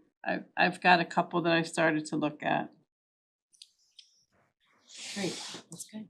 All right, move to planning? Yeah, so we've heard a lot about west part of Milton, not having a lot of planning effort, and there were the 2 visioning processes that happened that it would be nice to have some follow-up, on those visioning sessions, so there has been interest in amenities and in community gathering places that came out of that visioning, but we can look at those. When was the visioning? MAPC did the visioning. One was for 7 Brush Hill Road. I understand that DCR is now not moving forward with that program, which is, I don't know if that's a reversible decision or not, but it would be worth finding out. And then the other was Pagoda Circle. Mm. But they're both, and then, now there's some CPC funded projects like Peverly Park and the path around the pond, and hopefully Right. some kind of commercial business that's, retail type facing will go into the ice house. But I just think that, I don't have anything in, particular for a next step with it, but I just think a planning process there. The map boundaries of the business districts is just another thing to help think about what to make it easier for businesses so that if they don't have to always go to a special permit process, if they could be incorporated instead of residential district into the business district. So that's kind of, again, kind of a planning effort. There's been a lot of talk because of the override and budget problems of whether we can get more commercial tax revenue. And so I do think is something that the planning board should discuss. And whether that tax revenue comes just purely from business or some mixed use or something else. I do think that there was definitely a lot of talk about that. I thought it was good, I just, as a note, that, because I think, first of all, we all know like office space is not in demand right now. There's an abundance and there's, for rent signs all over Milton, lease, or lease, in commercial businesses. Retail, I think having amenities, sort of to what you're, we've unfortunately seen every time we've had new retail space open up, we end up with a nail salon. So I think finding, what are the amenities that we would like, how do we implement them? But I think the idea, which is important, and I know Sean you've said this a number of times, and it was good to hear Jay Fundling in his study analyze the retail, the commercial property benefits. And then he said, it's never gonna be a silver bullet for our budgeting purposes. So I think that people feel like it is somehow a silver bullet, that it's gonna bring all of this cash flow in. I think we will, and we've talked about 88 Wharf is one of our, highest revenue producing. So I think residential, we're gonna see some really positive impact from residential projects. I had somebody say to me, Commercial, it's, yeah. on the knocking on the door, a indoor sports facility, because they have to take their kids to far off places because there's just not enough places. So I think we, maybe need to think beyond like some of the traditional things that people think of with the commercial use, maybe. I don't know what, we need the economics, study, obviously, I think, to help us with that. But I do think we owe it to residents and taxpayers who've asked about it to take a look at it Yeah. and see what it shows. Yeah. So. But as we know, and we've talked about it at the budget committee, and Sean brought it up, $3 million is generated by our commercial tax base. We bring in $4 million in personal property tax. And of that $4 million, 96% of that $4 million is attributed to our poles and our wires and our infrastructure. So, I don't want to mislead people about what commercial is going to bring to the town. Sean has stated it way more eloquently than I ever could in previous meetings. We've discussed it at the budget committee meeting. It's really, we would need 14 fruit centers, which would have $40 million worth of property value, and it would only generate $2 million in property tax. So I think we're covering this by doing this economic development initiative, but I just want residents to know that the only additional income that businesses bring in is restaurants contribute a meals tax, and that's it. Businesses do not contribute part of their profit to the town of Milton. I feel like I've heard that a couple times. Businesses do not contribute a percentage of their profits to the town. The only thing the town gets is the property tax and then the revenue from the meals tax. So, I just, I hear all the time, we need more commercial, we need more commercial. I'm a huge advocate of small independent businesses, and I think it would make our everyday life better. But I don't think it's going to solve our budget issues. So I just want to make that clear. And just to add my 2 cents, I know that you guys have discussed this a lot and I don't wanna rehash everything, but I agree with Maggie in that maybe it's not a silver bullet, but the amount of people that talk to us about Yeah. wanting to grab a cup of coffee after they drop their kids off at Tucker or having some sort of community space over there is really something that struck me. And I understand that we're not gonna build 14 fruit centers, but maybe we could build Yeah. 1 or 2 more coffee shops. Yeah. Not just to improve people's Yeah, quality of life. I Well, you agree. know how it is when you see something posted, well, maybe you don't if you don't look into Facebook very often, but how many times people say, oh, a Trader Joe's, a Trader Joe's, a Trader Joe's. But you know, there's a lot of dollars that Milton residents spend in other communities, in adjacent communities. So if we can somehow keep some of that and you know, I'm talking about local businesses too. I'm not talking about like national kinds Right. and big box kinds of things. always Because think it's it's about, much- it's about, people want a community, they need a place for Yeah. social interaction. Teens need it, Yeah. seniors need it, families need it, and we don't have a lot of it. And so if there's a way to get more, that gives us a little bit more commercial tax revenue. But really, it's about the amenities, I think, that come with it. I agree. So on the next one, the 2-family zoning, you know, there's a lot of people who just or have concerns about the affordability challenges. And we have like almost 600 2-family units. But we don't allow them anymore, you know, after zoning was passed, I think in the 20s and 30s, they're not allowed anymore. So is that and we know that MBTA communities didn't consider 2 families multifamily, which is, I thought, a big mistake. But we don't know how things are gonna come in with the MBTA communities, how much it's gonna be, to Sean's point. But I And also thought we the- should just look at where we have the 2 families. Does it make sense to think about allowing some more of them? I'm not saying like everywhere, but is it a way to help get some additional housing that's at a different price point, more of a middle income price point? I wanted to. No, I just said, one of the other things is looking at what's coming in right now is Michael White is being overwhelmed with ADU applications right now. And there is a, coming up to speed process on this. But he could almost have another full-time building department staff person doing I was just. wondering why he would, in the budget, he had raising the hours of the inspectors instead of having a plan reviewer.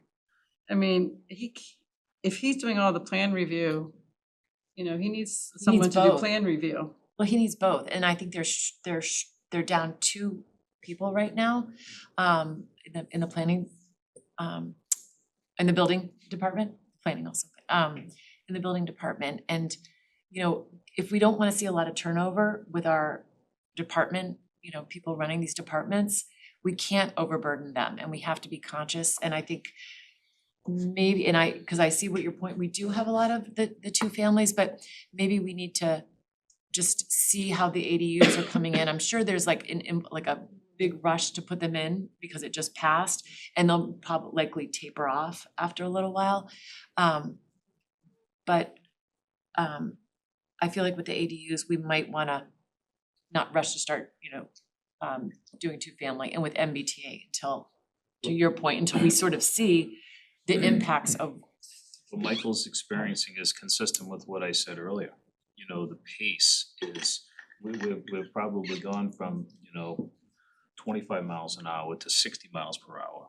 And he'll never be able to keep up with it. I mean, that's on top of the work that he has just in terms of, projects that are under construction, whether it's residential, renovations, additions, new construction. He's completely overmatched, in my opinion. Well, I mean, I don't know how the procurement works in terms of if it's only annual for being able to add staffing, but department's bringing in revenue, it's going to be bringing in additional tax revenue. Those applications pay for the people who are doing the reviews and the inspections. It really shouldn't take too much to get it adequately staffed. That's in my opinion. My point earlier isn't about a math equation. It's not about making sure we're taking in enough revenue and permitting to offset the cost in the building department. My point earlier is about what pace should a town move in terms of its involvement? Do you know what I mean? So I'm never gonna say, hey, as long as we're bringing enough in permitting, we can hire 2 more people to staff Michael's department, we should just keep on going. That's not what I'm saying. That's actually exactly opposite to what I'm saying. I'm saying that it's changing so fast, and before we, have even recognized the change that we've made in the last 2 or 3 years and absorbed it, where, we gotta be careful, because we'll continue a pace of change in the town that we'll never be able to keep up with, ever. So, now Well, that, A lot of the pace is due to people doing additions to their homes, and you can't tell one property owner that they can't do their Right. addition because you don't have staff in the department. that's not what I'm talking about. I'm I talking know, but I about, mean, that's, I'm not part talking of about that at all, I'm talking about, creating more and more and more opportunities to drive more and more housing, you know what I mean? It's just, we just have to be careful.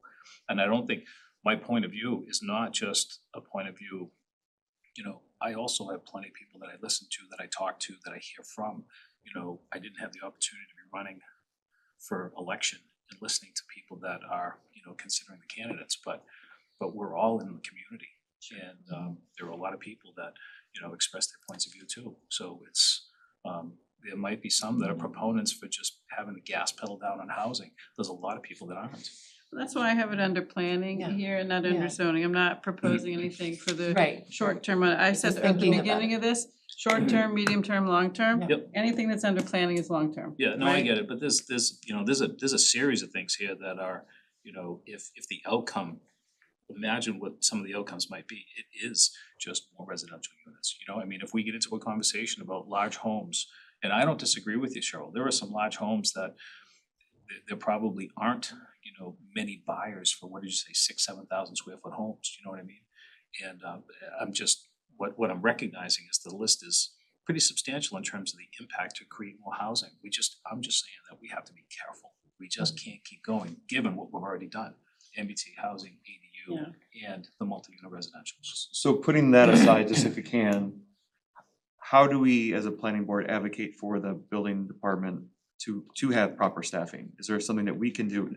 And not to facilitate, not to Yeah. facilitate more, but to help him out so that he and the other people in the department can do their job as it is right now. Is there something that we as the five and Liz and Vontae can advocate for that, or is that not something that we can I necessarily think do? maybe, communicating it with the select board, and if the you- town administrator. We have a strong town administrator who's, and it's the same in the planning department, I being careful because, we're looking at the things that we do, but then the planning staff is overseeing all these permits that have already been issued and approved, all the, the 840B projects, but then there's the memory care, which Right.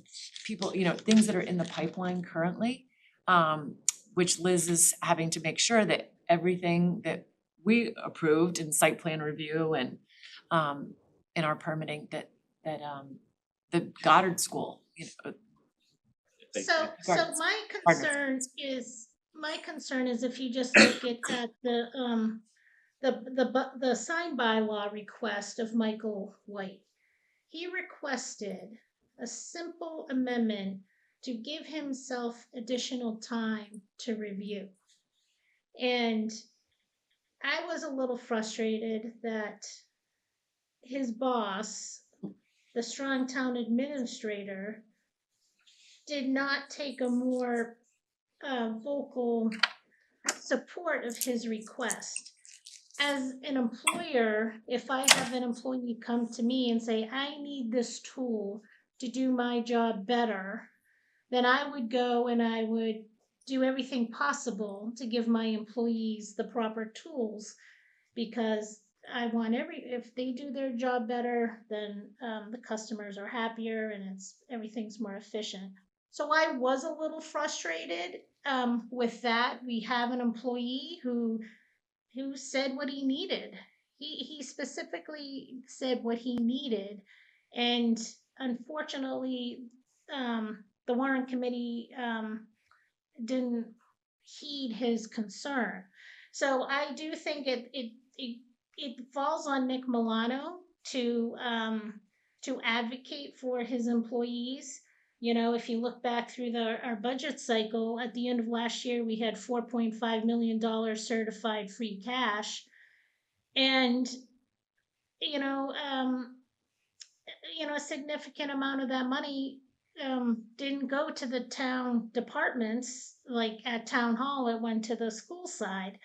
And I was a little frustrated with that because we heard from the police and fire of their needs. So I agree, Hal, that we should be helping our building department and our planning department because that's who we interact with.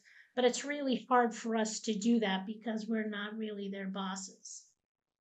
But I will say the work on recodification will greatly also help the building Absolutely. department. I was gonna say, there's so much time in understanding our zoning bylaw. You know, Joe Prondak, the commissioner that was here for 12 or 14 years, when he went to another community, he said, "Oh my God, what a difference. This is my job is so much easier." That's why I've been, every year we've had an Yeah. opportunity to ask for the funds for this. I've suggested it because it will save staff time and therefore Yeah. town money to get it done. And, you know, when you're thinking about like even the 40B developers who have high-paid attorneys, full consultant teams, they still had mistakes in their list of violations because of our zoning bylaw. And so getting that fixed is going to make a difference. Good. These are all And good. there's also, well, something on my list moving down further is state legislation, but now we have a lot of pre-existing non-conforming that ends up going to the zoning board of appeal. And if these items that are in the budget bill that's being discussed now, it'll make some of that unnecessary if you're not making your non-conformity worse. Like right now, if you have a house that's non-conforming, anything you do gets scrutinized because it's already existing non-conforming. Anyway, there's just things like that that would make it easier for the building department. So can I just finish Yeah, lastly yeah, on these things? The 40R zoning is just something that had been talked about at one time because it allows you some funding from the state. I'm just gonna leave it at that. And then rules and regs, we had talked about scenic roads, did. right? And That is a good we one, haven't too. had an application come in on that more recently, but we've had some frustrations with that in the past. Yep. And that's something that's just within the planning board, right? We don't, or is that No, actually it's have a to go? historical. Does So that have to we, go to the town meeting? no, it's just, That's what I thought. it's planning board, but we usually go on it's also the historical commission is weighs in on it. And then it sort of, the planning board sort of listens to the recommendation of the historical commission traditionally, and then they come back and then they make their decision. But it's very, it's one of those that's very vague in what we can defend of, when somebody comes in, an applicant. Certain things are very clear as far as, a driveway, how many feet of stone wall can you take down by right? And but when it gets into trees and other things, Is this meant to don't really have. designate more roads as scenic roads, or the rules and regulations within designating a scenic road? My feeling was the rules within it, Okay. not adding to it, Gotcha. but I would agree. Yeah. we've just Clarifying had what's already there. Yes, Gotcha. it's had some very, issues come up it's a very where general, Mhm. yeah, sort of. things have happened, people didn't know that they needed to come for a permit for a scenic road, which basically, if there's trees that are in the public way and stone walls, that you're going to change those, then it needs a permit. And like fines, if they do remove things, I don't think there's, it's always sort of negotiated, like on Hillside Street, there was a developer who came in and it was actually being sold, it wasn't even the developer, it was, I think, they just clear cut, like on one day, this whole lot was all trees and the town owned trees. And, you know, it ended up being a mitigation of having to come back and replant native plantings and it But was. then there's a question there of, was no- well, who's responsible to, let's say, water the trees to make sure they survive, and what if they don't survive? And there's just some questions that have come up, Right, right? but I think we could make it, We can make it better. Yeah. cause I think we adopted the boilerplate from the state and then never put in Hmm. rules and regs, so. It would be there again, good to see what other communities have That is done. same, that's, I agree. And then I just put pending state legislation and ballot questions, just for something for us to be aware of and to think. Site plan review is one, that's moving its way through the legislature. And I haven't compared what it says to gonna what say. ours is, but at some point we should, especially if it passes. And see if we're gonna need Now, to. aren't they trying to do away with site plan review? No, they're trying to, No. they're trying to just make it be consistent, because there's no, it's not like the zoning bylaw or the zoning enabling whatever the law, the overriding law is that allows zoning. There's no such overriding law that allows site plan review. So each town can write their own, except for MBTA. Yeah, and that's, or I mean, and that's sort of been my problem with this administration. They're trying to take away local control. And this is one of the ways they're doing it, unfortunately. So I'm not a fan of I what they're think- doing. Maggie, they're trying to make it more consistent. From what I read, it's pretty consistent with what we have. Like, I don't think we'll have to change ours much, but I do think it'll, maybe Carolyn at KP Law can take a Yeah. look at it if looks like it might pass. And then I mentioned there are a couple of items, housing related items or zoning related items in the budget bill. It has mostly to do with the ZBA, but I can share those. I think Liz, you have those too. You could share out with folks just to be aware of them. And then there's a ballot question that's called legalized starter homes, which would make the minimum lot size 5,000 square feet. We have a lot of homes on 5,000 square feet in our residency districts already, but that's not the minimum lot size anymore. Mm. It's 7,500 for us. So we'll have to follow that. So that's it Yeah, on my I list. sent Wells and Driscoll, some of the zoning because it's like MBTA on steroids. It's Which like- one? I don't remember, there was two, but they, and they weren't even aware of them because they were still in subcommittee. So I don't know how they've advanced, but it was like five units, on a small parcel would allow up to 5 units or something. It was definitely a multifamily housing. I don't know the language, but you could be describing what Cheryl had written as legalized starter homes. That I think that is valid. It's a valid question to have a statewide zoning that lot size can be 5,000 square feet. Mhm. Which, It's, just imagine how that would change so many communities in Massachusetts. I'm not familiar with the language, but the I'm, ballot, yeah, it's actually pretty, I looked it up because Yeah, I I haven't was, seen that. it's, the petition is this. That's it, that's how long it is. So it says no zoning ordinance or bylaw shall prohibit, unreasonably restrict, or require special permit or other discretionary zoning approval for the use of land of or structures for a single-family residence in a zoning district that allows residential uses, provided that the single-family residence is fully contained within a lot measuring equal to or greater than 5,000 square feet in area, and with equal to or greater than 50 feet of frontage. What they said they're trying to do is basically allow starter homes again, and the land, the cost of the land is the thing that's driving the cost of starter homes to be too expensive. I think, That's the ballot I question, think, that's. I think what they say and what their intention is very different. You know? Well, so if you just Google, Yeah. legalizing starter homes ballot question, you can find this. I did it today, I just found it. But, What's the frontage in our, I'm not sure what your frontage is, but you know, 150, in a 1 acre, single A, it's 150-foot frontage.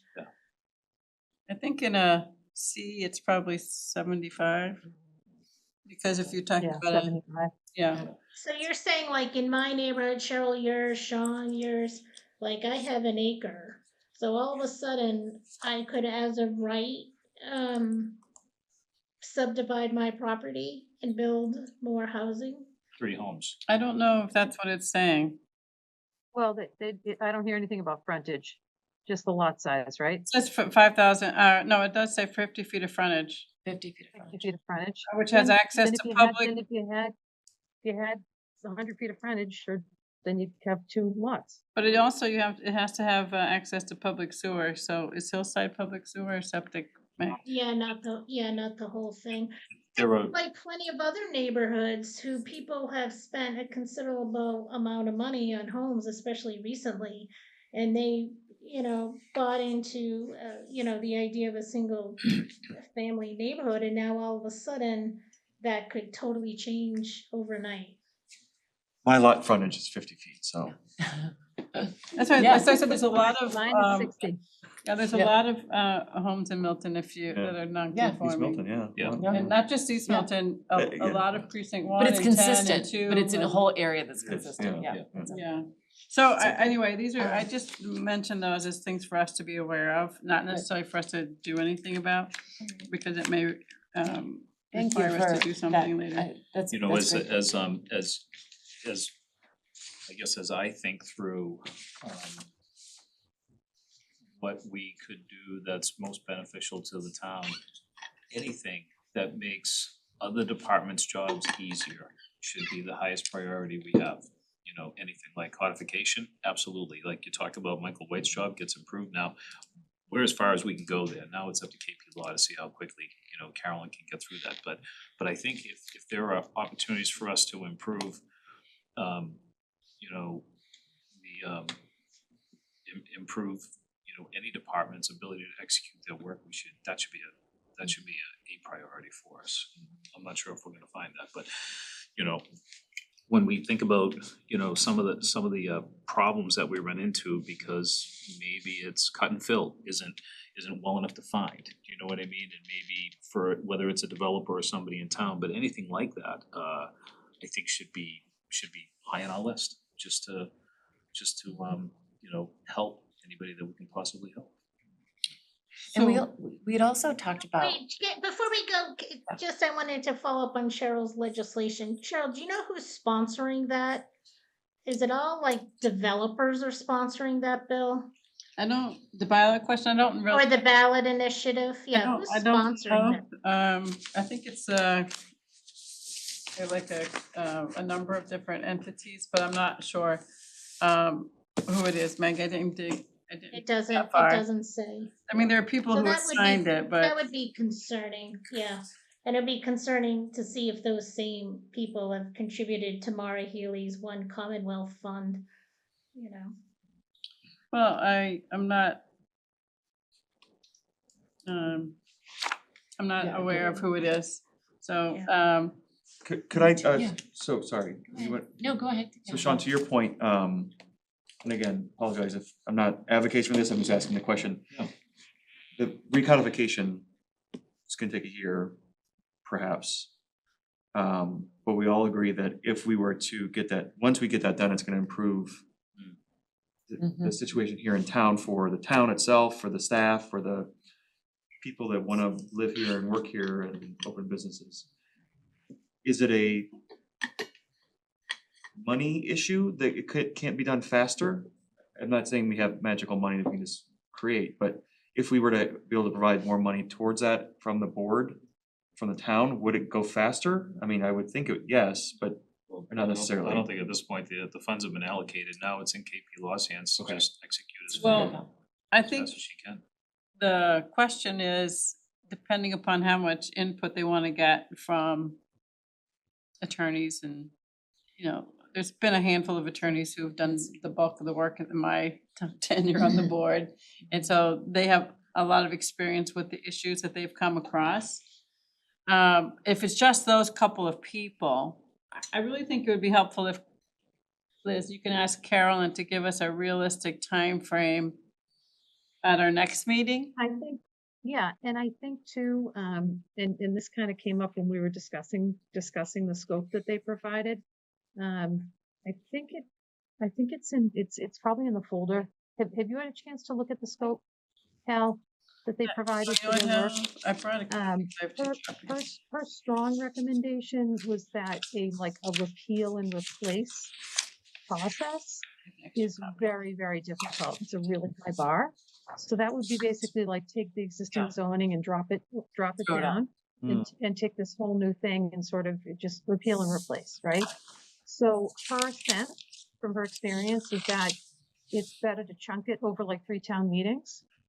So that was why I was kind of in my head thinking maybe there's a way we could somehow get some of this sort of like initial piece done in the fall. But I really, with all the other stuff that's on the plate, like the housing production plan, the economic development plan, the open space and recreation plan, the climate action plan, which if that funding comes through, is going to be getting kicked off pretty soon. Well, it would be getting kicked off in the next couple of months, essentially. That Cheryl's probably much more realistic that it would probably be more like the spring, 27 even for that first of the 3 town meetings. So that was just some of the feedback we were getting from Carolyn based on her experience with this stuff. So one of my experiences, Liz, is that we did just a renumbering of the zoning bylaw when we did the first round of codification. And that generated discussion at town meeting. I really feel like the next generation of town meeting should just be like that, cleaning the whole thing up and not like a lot of changes, because I feel as if that's going to be a lot for one vote. So, clean up can be explained as not changing the way or what people can do. Maybe it's changing the way a little bit, but not what people can do and where. And then you can get to the things that the attorneys want to see done differently, or that the commissioner wants to see done differently after you've got the thing cleaned up. Yeah, I honestly, can you guys be quiet? I honestly, We can, I Liz. honestly We will be don't quiet. I honestly don't know how much sort of like internal inconsistency there is in the document. So just for So- example, there's no dimensional table.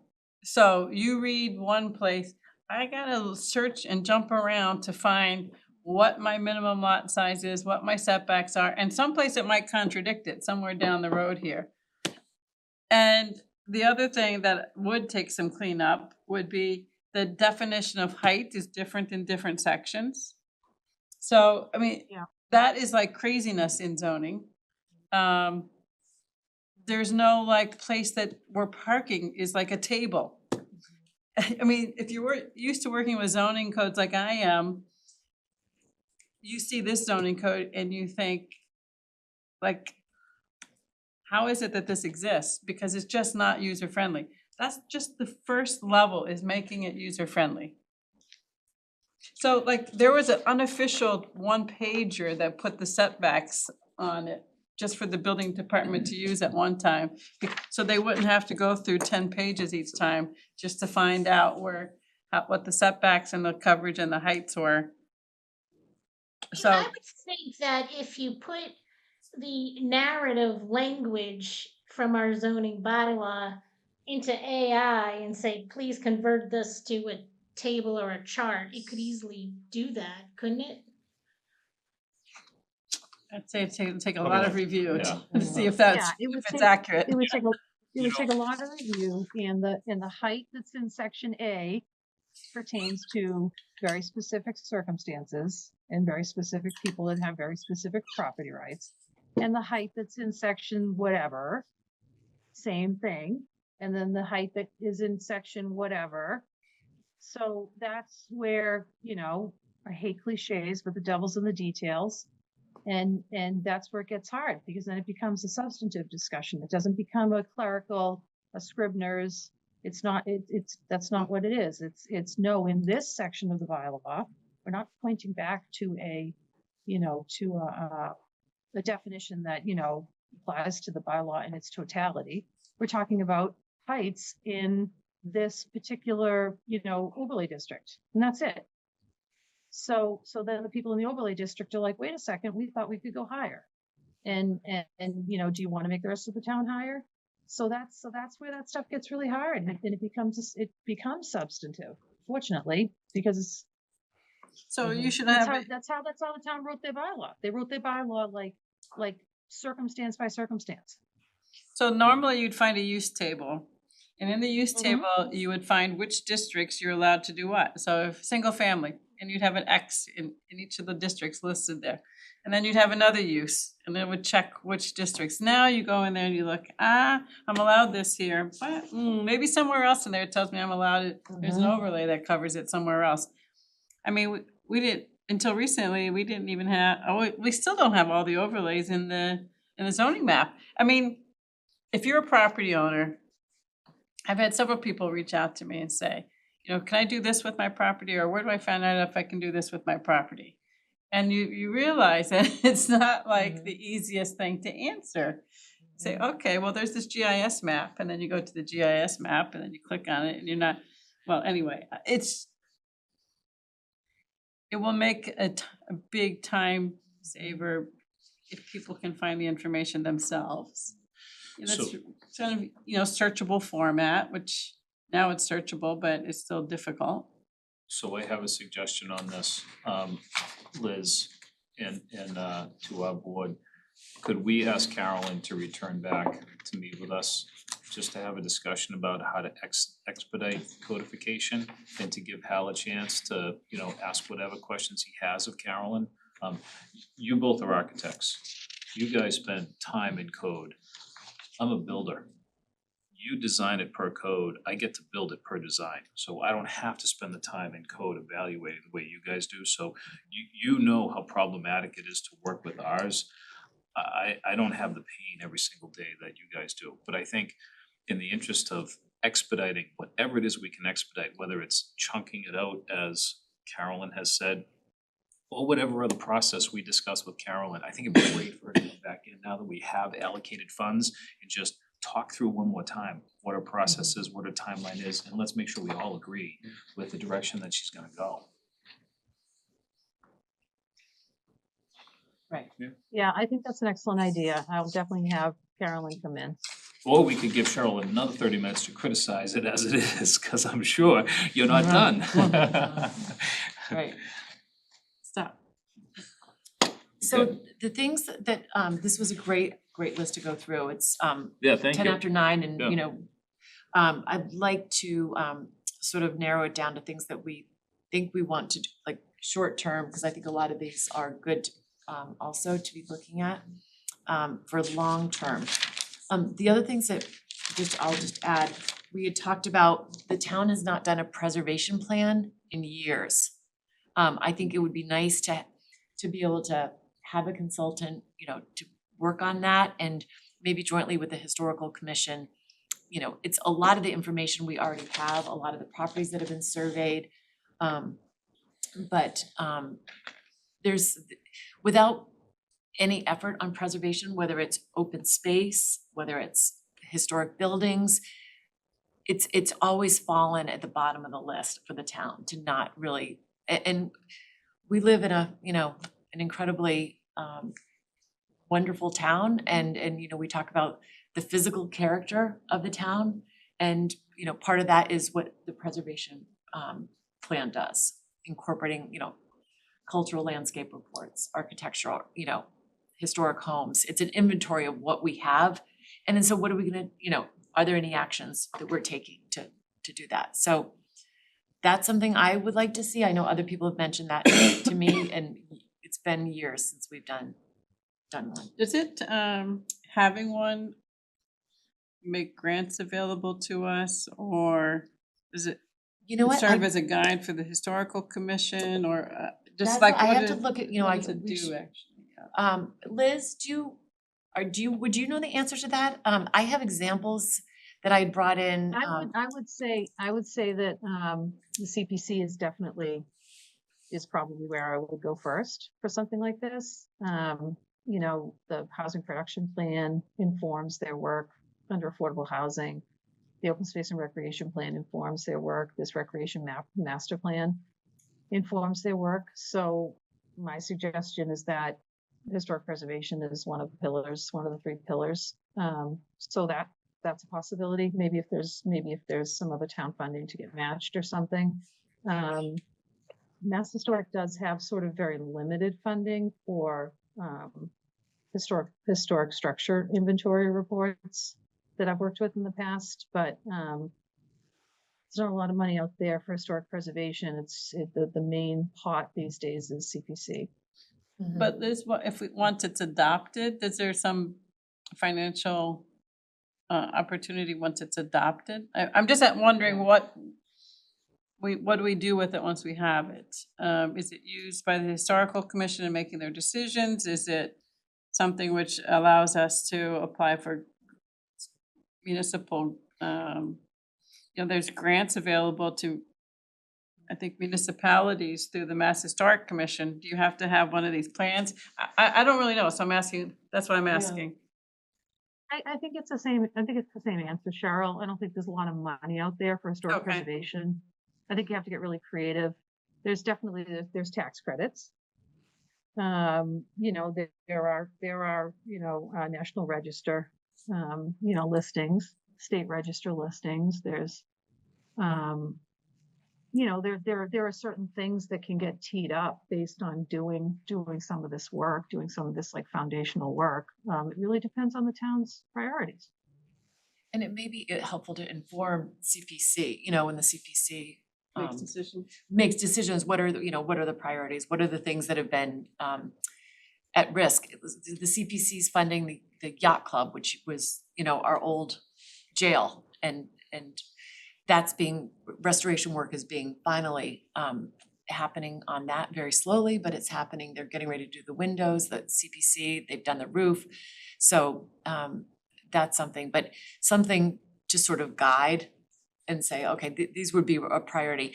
We had put on fire station, previously it was, the historical commission had said, we want, these fire stations, and we could use CPC funding to do them, and that's, Atherton Street would be the next one. So it would be that type of municipal projects or assets that the town has, that I think it might guide that. Mass Process. Historical will provide matching funds for a plan. Oh, okay, that's good to know. So maybe that could be something that the planning board applies to CPC for, for a grant for a consultant to maybe work on this. I just. Not looking to put more work for our board. I think it's just a thought I have in terms of what would our residents expect of us.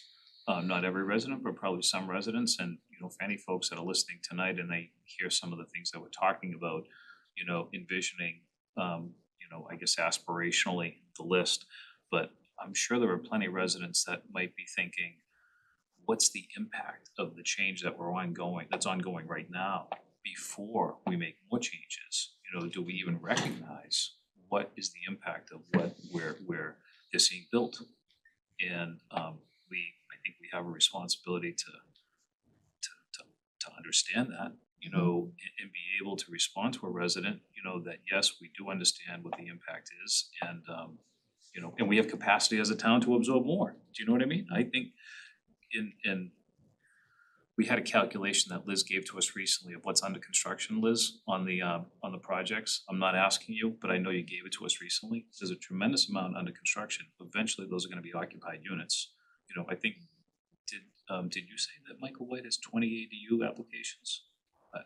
Maybe it wasn't you, roughly. maybe Liz said that. I think, But, we have this surge, and I feel we're responsible to the residents to understand, what's the impact of the change that's ongoing before we, create even more impact within the town. So I don't know how we do that, Smart. you know, but I'm sure there's a lot of thought involved in that, but Traffic analysis. you know, the impact is probably to every service we have in town. You know, we were talking about this back when the MBTA communities discussion took place and you know, but I'm considering, you know, the impact of all the multi-unit and most of the 40Bs and large 40Bs. I'm not sure there's ever been an analysis by the town of what the impact is of those. There isn't one that I'm aware of. But, you know, you know, Yeah, before, sorry. I'm sorry, Maggie, but before we face the criticism of residents in town that are hearing us talk about creating more opportunity for more residential, I would wanna be able to be prepared as a board to say, yeah, well, we've been informed of what the changes are that have taken place and we understand them. Mhm. Do you know what I mean? Right. But And Sorry, that's Maggie. actually, that's gonna be one of the discussions that I wanted to bring up with our final agenda item and talking about the $450,000 grant. And part of that, Before we go to that quickly. and I'm not jumping to it, but I just was gonna tie this in, is I'm that, just talking about impacts before we Yeah. get too far. Yeah. So I was wondering, and I asked, and after town meeting, I did send Nick Milano an email, wondering if we can assess impact fees. So if you read in the paper recently, you know, the town of Braintree, they're proposing a 700 unit project, and in return, the town of Braintree had a developer agreement, and to assess and to mitigate some of the impacts on their on the town. And as part of that agreement, the developer committed to paying substantial mitigation funding and public benefits, which included funding for public safety, a new patrol vehicle, more than $329,000 in support of the police department over time, traffic monitoring technology and cameras, contribution for schools and public amenities, including recreational access, parking, and riverfront improvements. So, like, and I think I reached out to Liz about this too. Like, how do we as a town get these developers to pay impact fees? You know, and then at town meeting the other night, we heard Chief King talk about the drain on Milton Hospital, the drain on his staff at the policeman, on because he has to send them up to the hospital for a lot of issues up there, and it's draining our resources. So how do we get these developers to pay impact fees, and who would negotiate these developer agreements at the start of any type of project? you know, Liz, I don't know if you wanna comment on that in your experience. And I don't know how they, as a town, how they negotiated that themselves. But it would Yeah, be I interesting. I would probably need to, I know Maggie, when you reached out about that, I had said that my former colleague in Braintree probably wrote the zoning for that. I know she wrote the zoning for the project that's going by the old Armstrong Dam. That's the 700 one. That's an MBTA project. The permit behind the South Shore Plaza, which I think is like 400 or so units, that was a different type of zoning. But she was definitely involved in both. And she's also the chair, or up until recently was the chair of the zoning board in Watertown. So I'd have to look at it. I'd have to see whether or not that those sort of impact fees are written into the zoning itself. I don't know the answer to that. I do know from a legal standpoint that there has to be a nexus between the project and the fee. So it can't just be sort of, you know, some random item. It has to, you know, I mean, if the developer doesn't mind and they do it sort of like of their own volition, then it probably could go through. But if it's challenged, it has to be a nexus. So I don't know. I mean, the town has adopted inclusionary zoning pretty much all of its multifamily development and overlays, right? So, you know, there's decisions that are made about sort of like, what do you want developers to provide? Right? So there's that as well, you know, like you have to be able to justify what you're asking them to do. So, I don't know. It's something I could definitely take a harder look at. And, Or maybe as yeah, I mean, future I think projects that's to come up. reflect the town's priorities. Those are probably not 40Bs that you're referencing in Braintree, which I would It's under think has a, MBTA. No, neither are 40Bs, correct. we have less Yes, control over. neither of those projects are 40Bs, correct. Yeah. Yeah, you Yes. really don't have you have no ability to impose additional fees. In fact, that letter that you saw that we put together for 648 Canton, you know, shows you the extent to which, you know, an applicant can come in and sort of get through that permitting process and sort of defer, you know, a significant amount of process. Right. So, yeah, I don't know. Definitely So something to look at. Maybe. One thing I will say is that scale of development, if the infrastructure can't support it, the town is not obligated to put in the infrastructure improvements for it. So part of it might be that the developer is required to pay for it because they wouldn't be able to do the project otherwise. And, you know, call it the impact fee, but it's really just a cost of doing their project. It's a cost of business. I know Boston does impact fees and other things as part of their large project review. It's baked into their whole system. And it's all based on the scale of the project and the location and the impacts in that particular location. And, you know, it's very neighborhood specific. So that kind of is consistent with what you're saying, Liz, in terms of the having to be very much tied to the impact that the project has. It just can't be something broad. Yeah, And and I think police, and really, police and medical are part of our infrastructure, and I feel like that gets overlooked. Yeah, I don't think that the law allows that to be something you can. Physical. Yeah, it's right, like, it's like roads, it's like water, it's like sewer. there's really, there's a gap, Maggie, as you see it, and probably as a lot of people see it. And if anything was evident in town meeting, it was Chief King and Chief Grant, how stretched they are trying to meet standard service requirements for the town. And I mean, it was really difficult as a town meeting member to sit and listen, you know, to what really appeared to me to be, they're doing everything they can with really limited resources. And back to the point I was making earlier, they have yet to assume the responsibility of all this new development. Their job just gets harder. Now, all of a sudden, you open up all these new buildings and you know, this is, it's not common for Milton to have 90-unit residential projects. We have yet, you know, to challenge our fire department or our police department with that kind of a demand. They don't have enough resources, it feels to me, the way they would like to for Milton as it is right now. And they have yet to experience Milton as what it's gonna be like in a year, you know, and when I think about, you know, creating a greater burden on police and fire or on DPW, you know, I feel we have a responsibility to understand the impact of what's happening in Milton right now before we create more of a burden, you know, on the town. I'm sure we could get stats on how often they're called to Fuller Village, or how often they're called to Unquity House, or Winter Valley, because those are all over 90 units. And they're all Atherton, elderly. Atherton gets more calls, you know, there's second. And the elderly get more medical calls because obviously, Yeah. you know, potential health issues.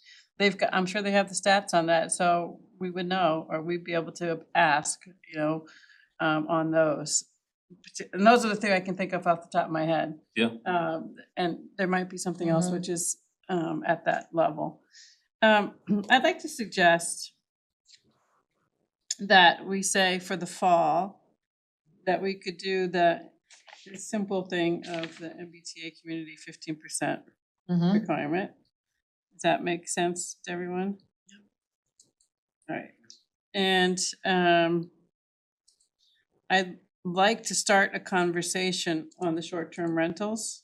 Not saying where, it might fall, but I think the conversation should start.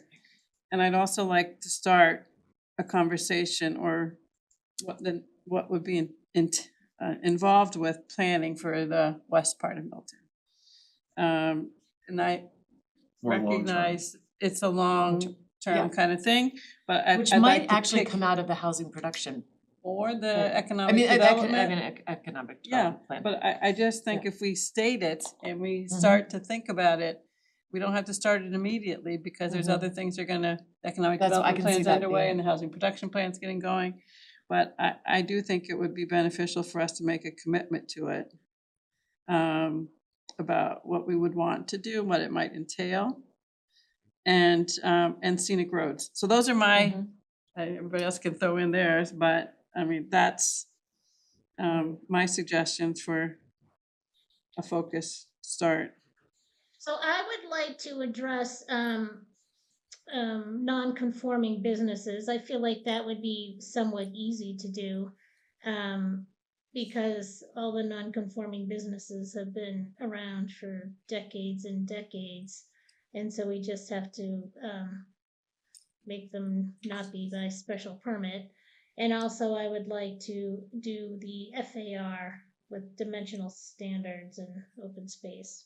So are you suggesting a zoning change in the fall for the pre-existing non-conforming, Maggie, or for the spring maybe?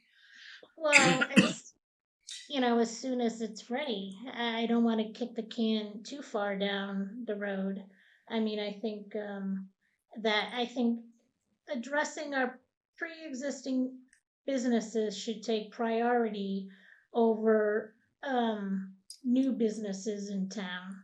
And looking, even though I do support looking at opportunities in the west part of Milton, and I've already, come up with 3 different locations where I think it would work.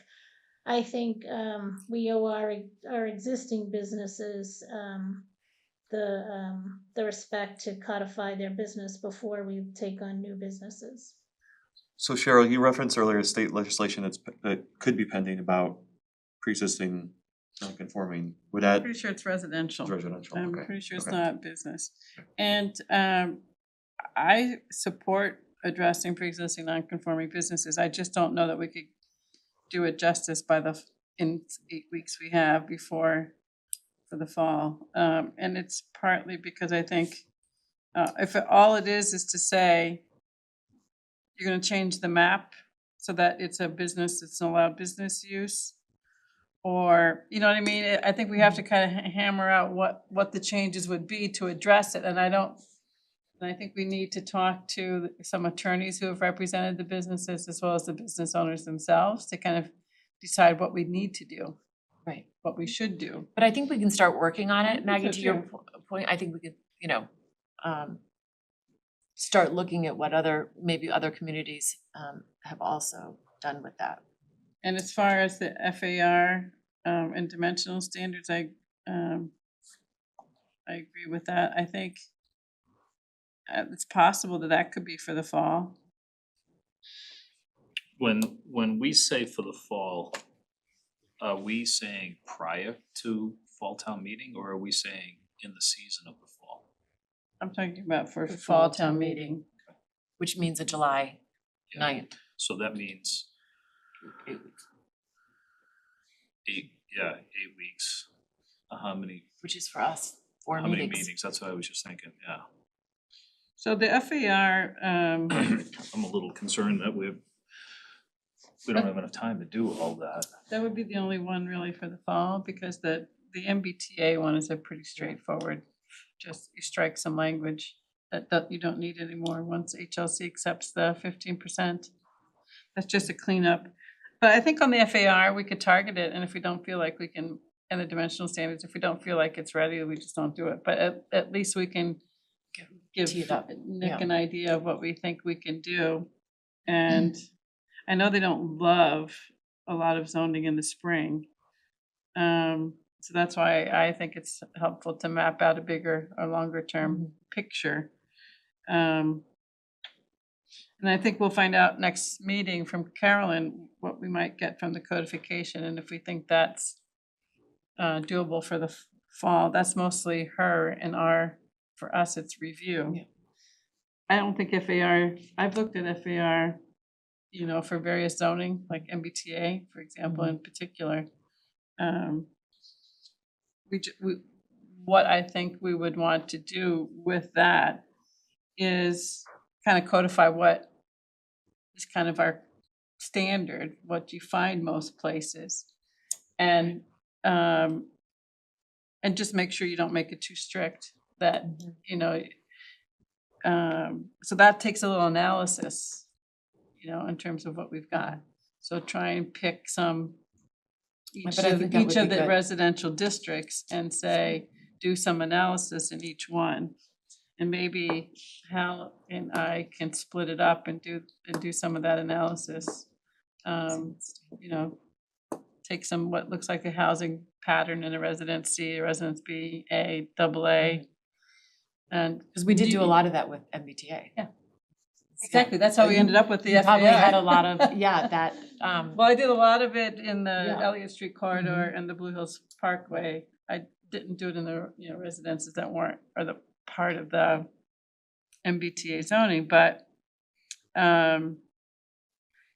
you know, obviously the lot coverage is another one that plays into Right. big. And so like right now, you see all this stuff about lot coverage in our zoning, and then it says except for single family residential. So that's how you get those houses on Pine Grove, whatever that street is off of Pleasant, which look like, you know, there's a bit, it's a too much house on the size of the lot it is. So it's a combination of the FAR and the setbacks and the lot coverage. I think that's worth starting to look at too. And can't we even just put a placeholder in? I know like every other board puts placeholders in, even when their zoning isn't, or their warrant articles aren't ready. Couldn't we just put a placeholder in and then if it's not ready, we just pull it? And I think Carolyn will also, You can definitely do that, Maggie, but even in my short time here, the level of consultation that was required on something that's something like an FAR. I mean, like Cheryl said, the MBTA thing is clerical, but the FAR, if it starts to impact, you know, people's abilities to do certain things, this just has to be a lot of consultation. So it's just being realistic about, you know, how fully baked something needs to be pretty early on to have a good chance of passing. Yeah, because that's what I hear from people, you know, when a new house goes up and they're like, oh my God, how did that go up? It's so out of place. You know, it just doesn't fit in. You know, so, and adding on to houses and tearing down houses and putting new ones up, that's happening all the time. So I think that's why it's a priority, because all these houses aren't just fitting into the neighborhoods that the neighborhoods were designed for.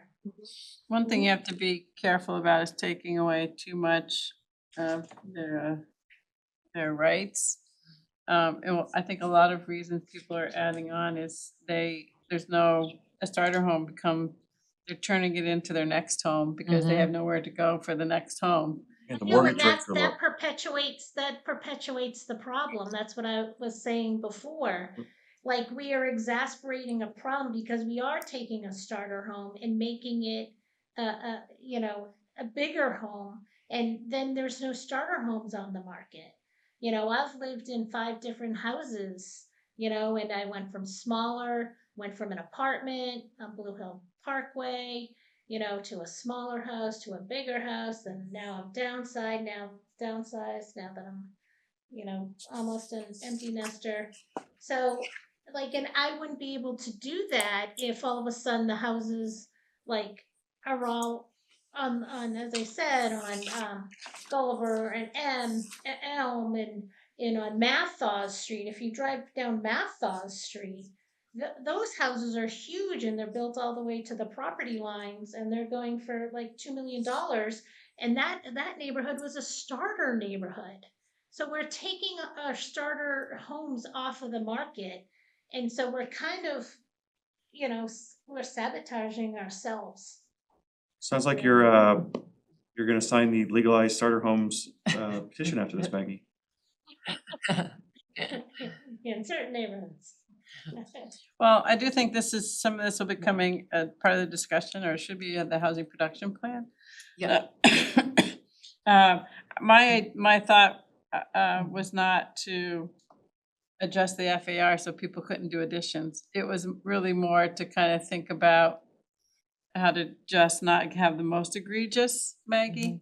So maybe we're in a little different place on how far to go with that. But I think the first thing is to understand what our built environment looks like. So what the FAR is. That's what I did for MBTA communities. That's how we set those FARs.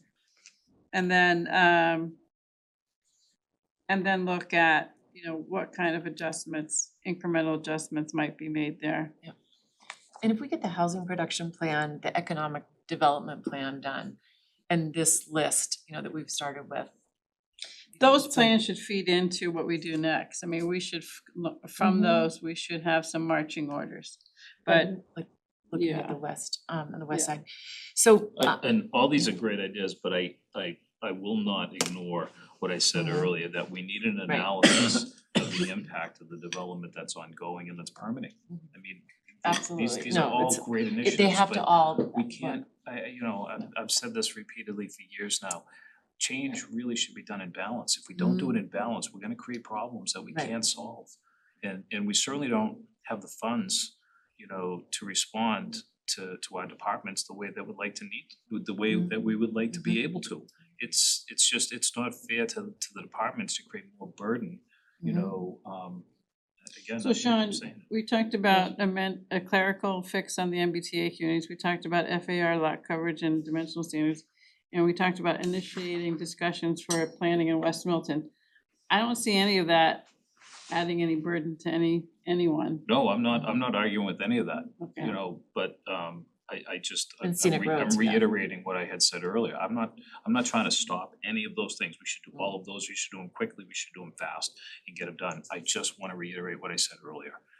I think it's really important for the town and I think it's something we owe to the residents. I just wanna be clear for anybody who's watching that we're actually not suggesting doing anything that's going to expand things at the moment. We're talking about addressing some fixes, which is the FAR and the dimensional standards and the Recodification. and the recodification and the pre-existing non-conforming businesses, I also think is something we've heard a lot of problems about over a long period of time, my entire tenure on the board. Initiating a conversation about short-term rentals is coming from residents. And I think and so is the planning for West Milton. So Sure. I and- feel as if we should start those conversations. Sure, and for the folks that were listening earlier that heard amend condominium conversion section of the zoning, when we were talking about, you were articulating how many homes are 6,000 to 7,000 square feet. I think people that were listening then said, that sounds like more housing. So, again, what you Not said. at this time. Yeah, I just think we have to be able to recognize what it is we're asking our departments to digest before we suggest, plans to create more burden for them. One of the things about the condo conversion is as an alternative to 40B. Now, some people say, well, we're getting close to our SHI requirements. But we know that two of the largest 40Bs in Milton are historic homes, either being torn down or altered significantly because they couldn't, there was no alternative for them to do a condo conversion because their lot sizes were smaller than 10,000 I square. don't think they would have done a condo 10 conversion though. acres. I don't think those developers were looking to do a condo conversion. Maybe somebody else would have bought it though, who would have. Are you referring to the Can Nav No. properties? To the 582 Blue Hill Lab 582 Blue and- Hill Lab especially, because it's 11,000 square foot house. On what, 5 acres? Yeah. So it's just, It's- also, there's no Somebody protection. can apply under the ZBA, they can go to the ZBA and apply if you have a large property and you want to subdivide into condos. There was an application a few years back that came in, somebody wanted to take a large home, divide it into 3 condos, but the abutting neighbors said were really upset about it and didn't want it, and so the ZBA denied it. Well, let's just go back to when it was written. It was the Would've been- Borough Estate, and so the Yeah. Borough Estate was That was, turned into condos, multiple buildings on a parcel, and a large historic home converted into condos. And we have more than one of those, I think, that was, it's been utilized well, and it allows an opportunity to it preserve. works on that lot So size, yeah. I do think it's worth talking to the Historical Commission, and because they came to speak to the planning board before. And saw it as an opportunity to help preserve large homes, but So, yeah, no, so I respect, I mean, all this list, and I hear what you're saying, Sean. So just so you know, the chair of the select board reached out and was interested in wanting to know if the planning board would like to attend one of their meetings in June, which are on the Tuesdays typically before our meetings.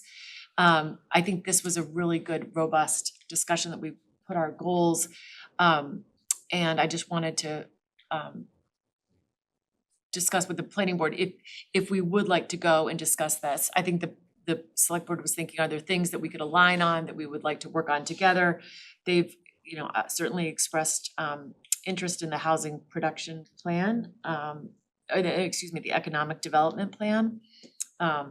And there will be, they will have representation on the so you're thinking June housing 9th? production plan. So, Or- yeah, I would ask that if you would allow me to get back from my, oh, yeah, So the June, that would be the The June later one on- 24th yes, so they actually meet on the 23rd, I think. or 23rd, okay. You said you were gone for the 11th and the 25th meeting, so are you back? Will you be back for It's that? the 28th and 11th, I think. 28th and 11th. 28th, sorry, write that down. Alright, so June 23rd for The the, 23rd, and basically just to recap this, what we're working on, I think it would be an opportunity for us to talk about the fact that we've already initiated that we've engaged with MAPC and we have a certain scope of work that we had talked about expanding a little bit and, do we know where that stands? Liz, do we know where funding to continue the economic development plan is? I'd have to go back and look at what was in the budget, but I believe there was either a $25,000 or a $30,000 allocation, and it was gonna be split between the two boards, so Oh. that each board sort of had an equal Yeah, so share. and- because I was Right. looking at the minutes, there was a request for us to accept $25,000 in free cash to go towards the economic Yeah. development plan, which we accepted, right? Yeah, we did. I just would like an update on what's the scope? Do we have an opportunity to have them come in and discuss the scope with us? Should we discuss the scope jointly with the select board on the 23rd? Should MAPC be there for that discussion? I just feel like everything just takes so long to kind of get ironed out, and Mhm. it is something that I think if all the parties are together and we can hammer it out, That we would can be a at good least time get to them discuss it. going. I don't know Yeah, I if agree. MAPC should be at that first initial meeting. I would think that we would have to meet and didn't we get $25,000 and did they get $25,000? So it's a $50,000 contract, which was less than where the full scope was gonna be covered. I thought that's how we left it. We weren't sure how much of the scope would be covered by Right. the funds Right. that we had. Yeah, and whether or not you folks wanna use some of your FY '27 planning study money to enhance some of the scope, potentially, I don't know. But I don't believe anything has been settled beyond the last, round of conversations, which was that, each of the boards was gonna have a share in the funding, and the scope was to be finalized. And so maybe the 23rd is the Time we can perfect night finalize. to have that conversation, to I think So everyone we has. we wouldn't finalize our scope and they finalize their scope and then we come together because we have two different pots of funding. We've Um, sent them what what the original scope was. So it Right. would be nice to, because I think Cheryl had said, let's stay with that framework of what that scope was, what MAPC was working from. And, and then tweak from that. I mean, I remember Maggie at the time, we talked about, gee, maybe it'd be nice if they could take on the analysis of the pre-existing non-conforming Pre-existing, areas. yes, And- and West Milton, yeah. And West Milton and possibly even what's going on Milton Village, like, or East Milton Square, we have vacancies in those storefronts, or we have vacant buildings,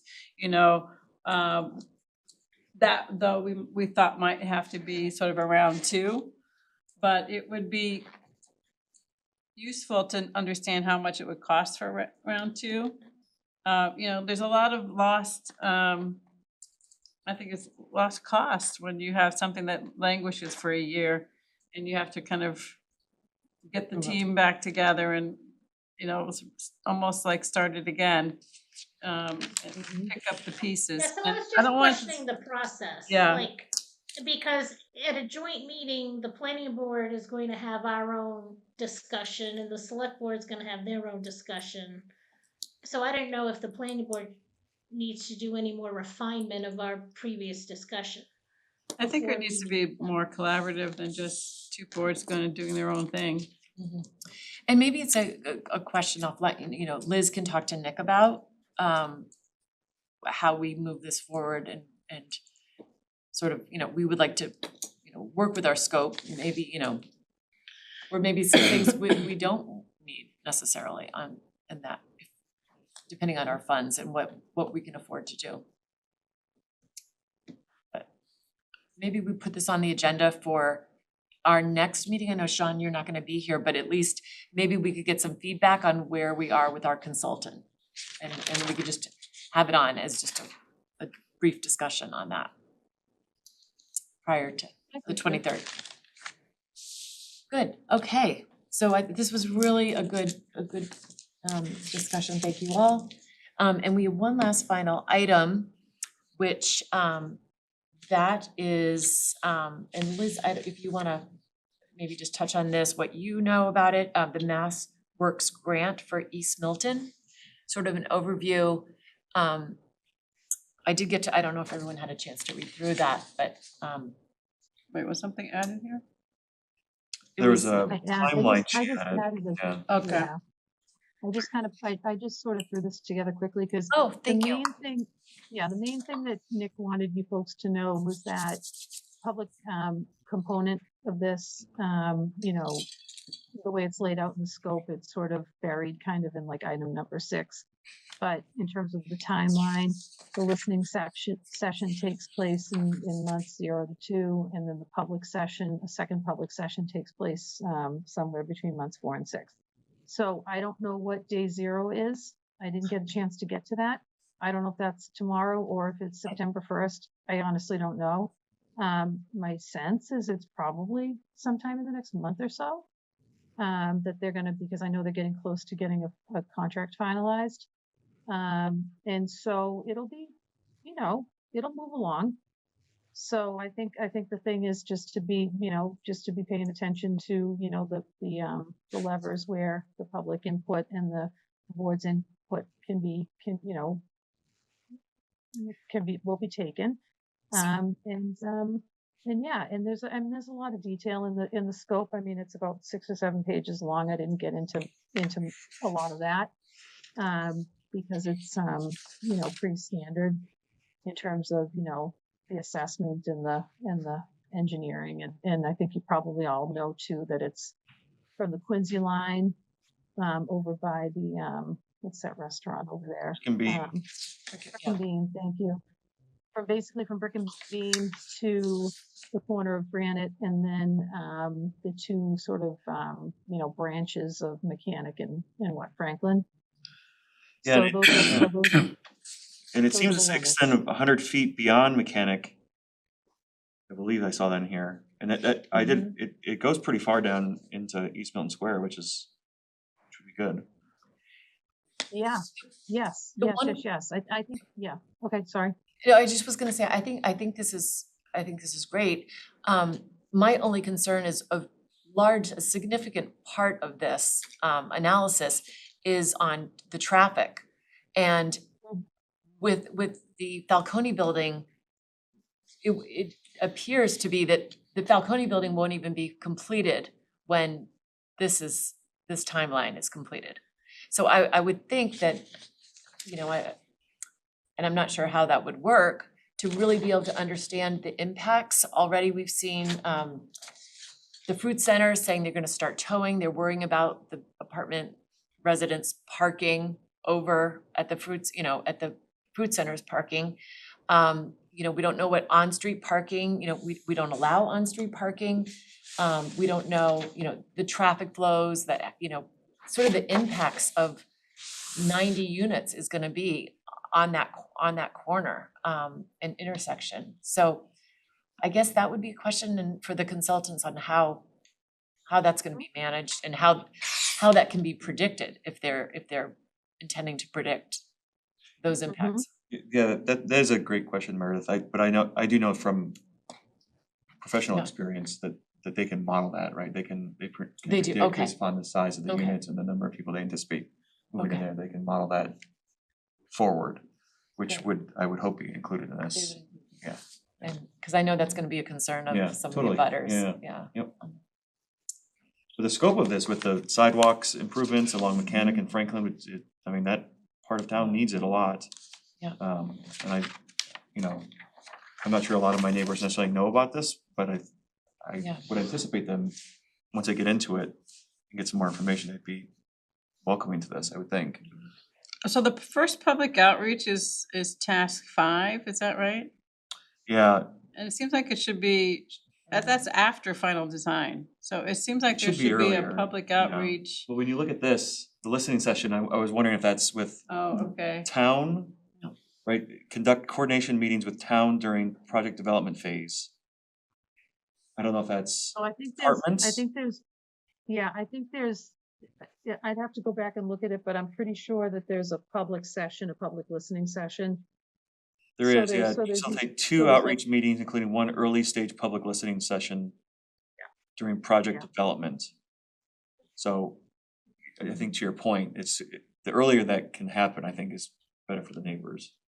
Yeah, I Yeah, guess and I just some wanna make sure timing you of it. folks are aware, because like I said, if day one is like, June 15th, Mhm. then this is literally happening before the summer's over. Yeah. So that's the type of stuff that's important, because it's gonna move fast. Yeah, And I- those questions getting on the record, kind of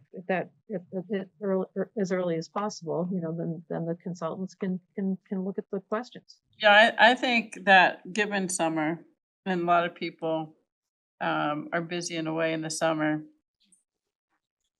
even if the DPW did an info session, which says, here's what I got a grant and a consultant on board to do, and have a map and kind of show people and say, we're going to have our first listening session, in whatever it is. But just that, because like people saw it in the paper and they didn't know what it was. Seemed a little- And it yeah, just like yeah. out of the blue. yeah. And I think there's just been so much interest in East Milton Square in the development and in the impacts of the development and other things, that it shouldn't be after the project starts that they first have an opportunity to even learn about the details of it. I think the way that TEC wrote their proposal, they are not doing anything with the public until they get past, cause they have it as task 5. Right. And they write this in a sequence, survey and base mapping, that's task 1, task 2 is project development, task 3 is preliminary, 50% design, task 4 is final design. And then they have public outreach and coordination, I think that's to discuss the project after it's designed, and whatever coordination they feel, and then they're into permitting, so they don't have anything, and reading through No. their proposal, they're leaving it to the town to do that, to do whatever public outreach. I think I think, I think there's a gap. I don't think so. I don't think so, Sean. No? I think it's just the early. way they sort of, I Yeah. think it's just the way they laid it out. Really? Well, They're definitely on the hook to do that listening session early on and to do the public session before. okay. see When I it. read, The preliminary when I, design. pardon me? I didn't see it either, so I. When I read through the scope of services, it doesn't say anything about the listening session, so Where I'll did you just see go. it? So in public outreach, facilitate 2 public outreach meetings, including 1 early stage public listening session during project developments. And then if you flip back, project developments Good. is task 2. What So page hopefully, what page did you read that on? Page 5, Page 5. task 5, it says town coordination meetings and then public outreach. So we should confirm, Liz should confirm, we should advocate for that, but the way that I'm reading this is the early stage during project development is task 2 when they're doing the conceptual design. So So, yeah, so I guess, Just they, confusing where it is to weird put that it's it. all the way in well, 5. they, task 5 is meetings, public outreach and coordination, they have a value assigned to it of $35,000, so they have some time allocated to it, it's just as Hal said, but anyhow, it should be, it wasn't clear in the previous, Yeah. but anyhow, that's good. And it definitely was not clear in the article in the Times that, that seemed scary to me when reading it, that it was already to a point, but. Right. Yeah, should be covered. I think Who the is, sooner that meeting gets kind of scheduled and what the expectations are, and if it can be before end of school. Mm. Or when school releases, because that's when a lot of people vacation and other things. Right? Yeah. Yep. So when you read that description of the work, it says 100 feet west of Franklin Street.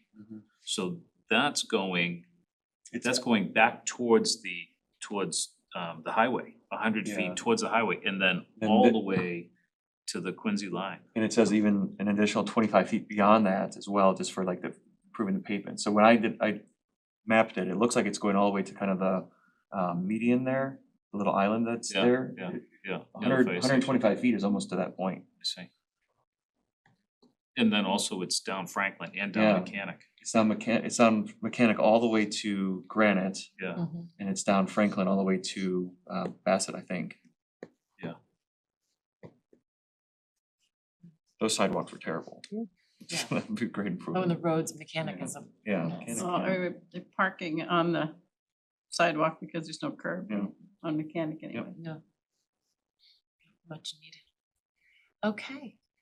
Well, this was good. So I just wanted to put this on so Yeah.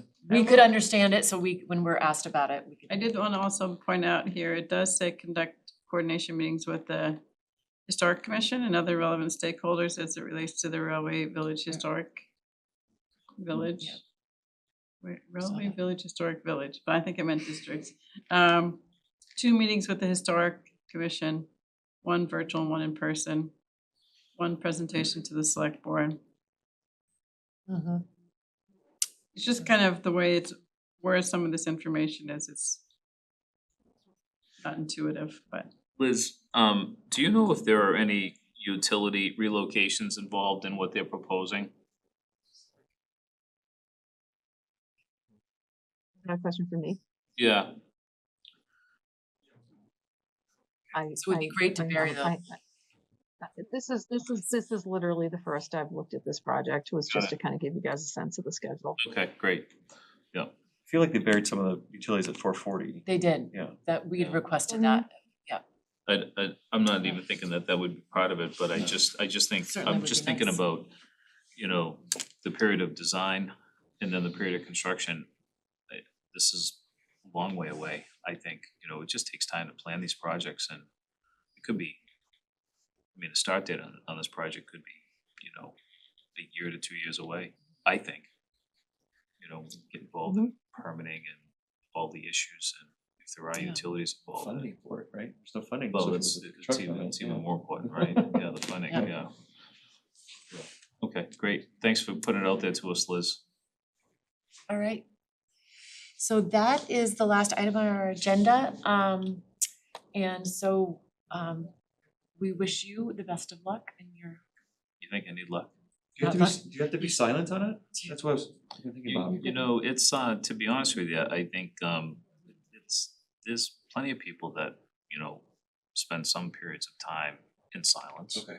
Yeah, So I you had don't, pre-submitted it. I thought you don't people have both- to. You don't have to, Yeah. okay. Yeah, no, you don't have to. I have a priest that I'm friends with who's walked a portion of this 3 times and no, yeah, but no, it's not necessary. I think it's impossible. My daughter did, my daughter Yeah. did it last year and she came from Porto, so she was 170 miles.